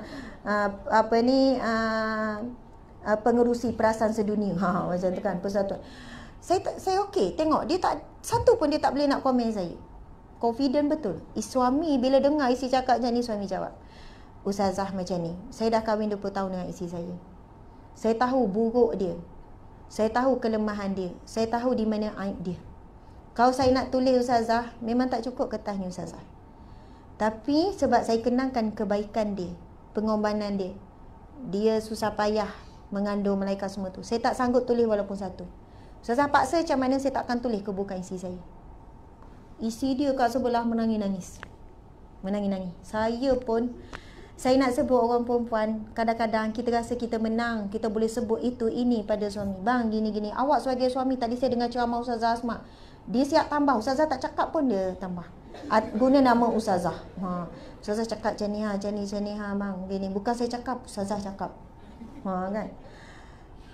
Minta maaf kalau kita datang majlis ilmu tapi menampakkan aib orang lain, aib suami, aib orang lain, kita tak dapat manfaat apa-apa. Sebab itu dalam kitab Hidayatul Salikin, yang pertama, ilmu yang bermanfaat itu dia letak antara ciri bermanfaat, melihat aib diri sendiri, menambah ketakutan tentang Allah, menambahkan ni, semua nampak diri sendiri. Tapi kalau kita dengar satu ilmu, nampak orang lain, menunjukkan ilmu tu bukan jadi manfaat untuk kita, jadi musibah untuk kita. Balik duk nampak keburukan suami, nampak keburukan anak. Tapi bila kita dengar, melihatkan kelemahan kita sebagai suami, tuan-tuan, tanggungjawab banyak benda tak buat, isteri semua tengok diri sendiri, insya-Allah ilmu tu jadi bermanfaat. Kita boleh ubah diri kita dan kita boleh ubah orang sekeliling kita, insya-Allah. Subhanallah. Ada lagi ke soalan lain? Tak ada dah. Alhamdulillah. Jadi masya-Allah, MC pun dah berdiri kat situ, tu kira amaran tegas lah tu. Saya mohon maaf salah dan silap sepanjang perkongsian lebih kuasa jam setengah dengan tuan-tuan puan-puan sekalian. Mudah-mudahan dapat manfaat, dapat iktibar, insya-Allah. Tajuk kita pada hari ini, cinta isi dia nombor 3. Si dia tu selain daripada Allah dan Rasulullah. Saya sebenarnya antara persiapan yang saya buat untuk datang ke sini, ada beberapa himpunan kisah para sahabat yang sangat hebat, bagaimana mereka kerana Allah dan Rasulullah, mereka sanggup korbankan apa saja walaupun terpaksa mengorbankan anak dan isteri sebagai bukti tanda cinta kepada Allah dan Rasulullah. Kalau Nabi Ibrahim AS, Allah menguji cinta dia, Allah suruh sembelih anak. Betul tak?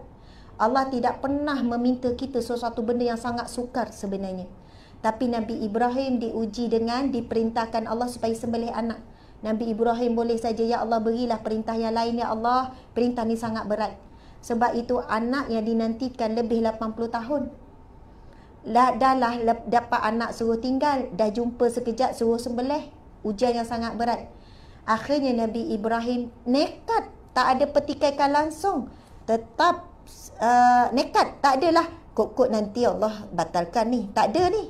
Tak ada terdetik apa-apa. Memang nekat bulat nak sembelih anaknya Ismail. Tapi tiba-tiba Allah gantikan dengan kibash. Nabi Ibrahim benar, dia tak sembelih anak dia, tapi dia telah membuktikan dia berjaya menyembelih rasa cinta pada anak demi membuktikan rasa cinta kepada Allah. Subhanallah, Allahu Akbar. Sampai dalam Al-Quran Allah sebut, "Aku mengambil Ibrahim Khalila sebagai kekasihku, kesayanganku." Nabi Ibrahim naik darjat sebagai kesayangan Allah Subhanahu Wa Taala. Jadi para lelaki, tuan-tuan, para ayah, para isteri, para ibu sekalian, hari-hari kita akan diuji dengan cinta kepada manusia sekeliling, cinta pada kereta, cinta kepada handset, cinta kepada makan dan minum, cinta kepada rehat, cinta pada bos, cinta pada pekerjaan. Kita kena buat apa yang mampu kita buat, ialah jadikan semua itu perantaraan kita kepada Allah. Maksudnya datang ujian daripada melalui anak, ya Allah sabar. Sebab sabar itulah tanda cinta kepada Allah. Kerja masa panjkat ataupun tamprin, teru baca bismillah, mana ya Allah aku bekerja kerana-Mu ya Allah. Jadi kerjalah sungguh-sungguh. Cintailah pekerjaan kita. Ada orang bekerja 30 hari dapat gaji 30 hari. Tapi ada orang bekerja 30 hari, dapat gaji 30 hari, dapat juga pahala daripada Allah 30 hari. Tapi kena jadikan kerja sebagai ibadah. Imam Al-Ghazali letakkan 3 syarat asas. Yang pertama, niat kerana Allah. Yang kedua, jangan campur maksiat dalam kerja. Jangan ada pergaulan bebas. Rakan sekerja lelaki, perempuan berdua-duaan pergi minum kat kafe dan sebagainya. Kita kata rakan sekerja kot khalayak ramai. Tapi itu dah dikira maksiat dah tu. Kalau suami kita nampak kita duduk minum air dengan suami orang lain, agak-agak suami marah tak? Kadang sebab atas dasar kerja kita merengankan benda tu. Langgar syariat waktu kerja, kerja tak jadi ibadah. Yang ketiga, jangan sampai pekerjaan kita melengahkan kita daripada kewajipan kepada Allah. Sebab kerja semayang, tak semayang tinggal. Sebab kerja semayang lewat. Padahal kita boleh je dahulukan solat, ada waktu yang dah diperuntukkan. Tapi sebab kita makan 1 jam tu, semayang kelang kabut. Semayang dah kadang tak sah dan sebagainya. Semayang lewat dekat asar, jamak sekali. Bukan jamak dah tu, itu jamak takyah, bukan jamak takdim dah tu. Bukan jamak takhir ke dan sebagainya. Jadi mudah-mudahan insya-Allah hidup kita untuk Allah, mati kita juga untuk Allah. Akhirnya kita akan bertemu dengan Allah di syurga Allah, bertemu dengan Rasulullah sallallahu alaihi wasallam. Amin ya rabbal alamin. Sekian daripada saya. Wabillahi taufiq wal hidayah. Assalamualaikum warahmatullahi wabarakatuh. Waalaikumsalam warahmatullahi wabarakatuh.